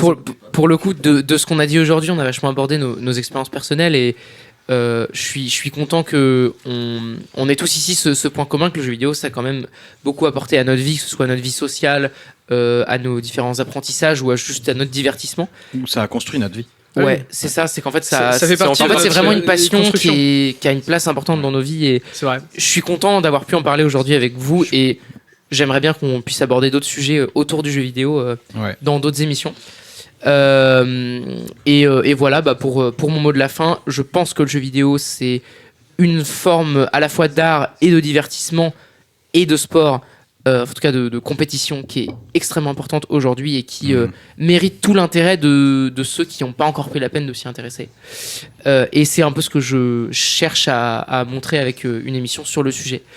Merci à tous. Et ben des bisous. Hein. Merci, des bisous. Et merci à tous d'avoir suivi cette émission jusqu'au bout, si vous êtes jusque-là. N'hésitez pas évidemment à liker, commenter, partager cette émission et toutes les autres de Fils de Plume, à écouter d'autres émissions sur Fils de Plume si vous voulez plus de contenu où on parle de culture, que ce soit de cinéma ou de musique ou d'autres choses. Et voilà, merci à tous d'avoir écouté cette émission. À la prochaine. Jingle. Ta-da-ta. Bisous.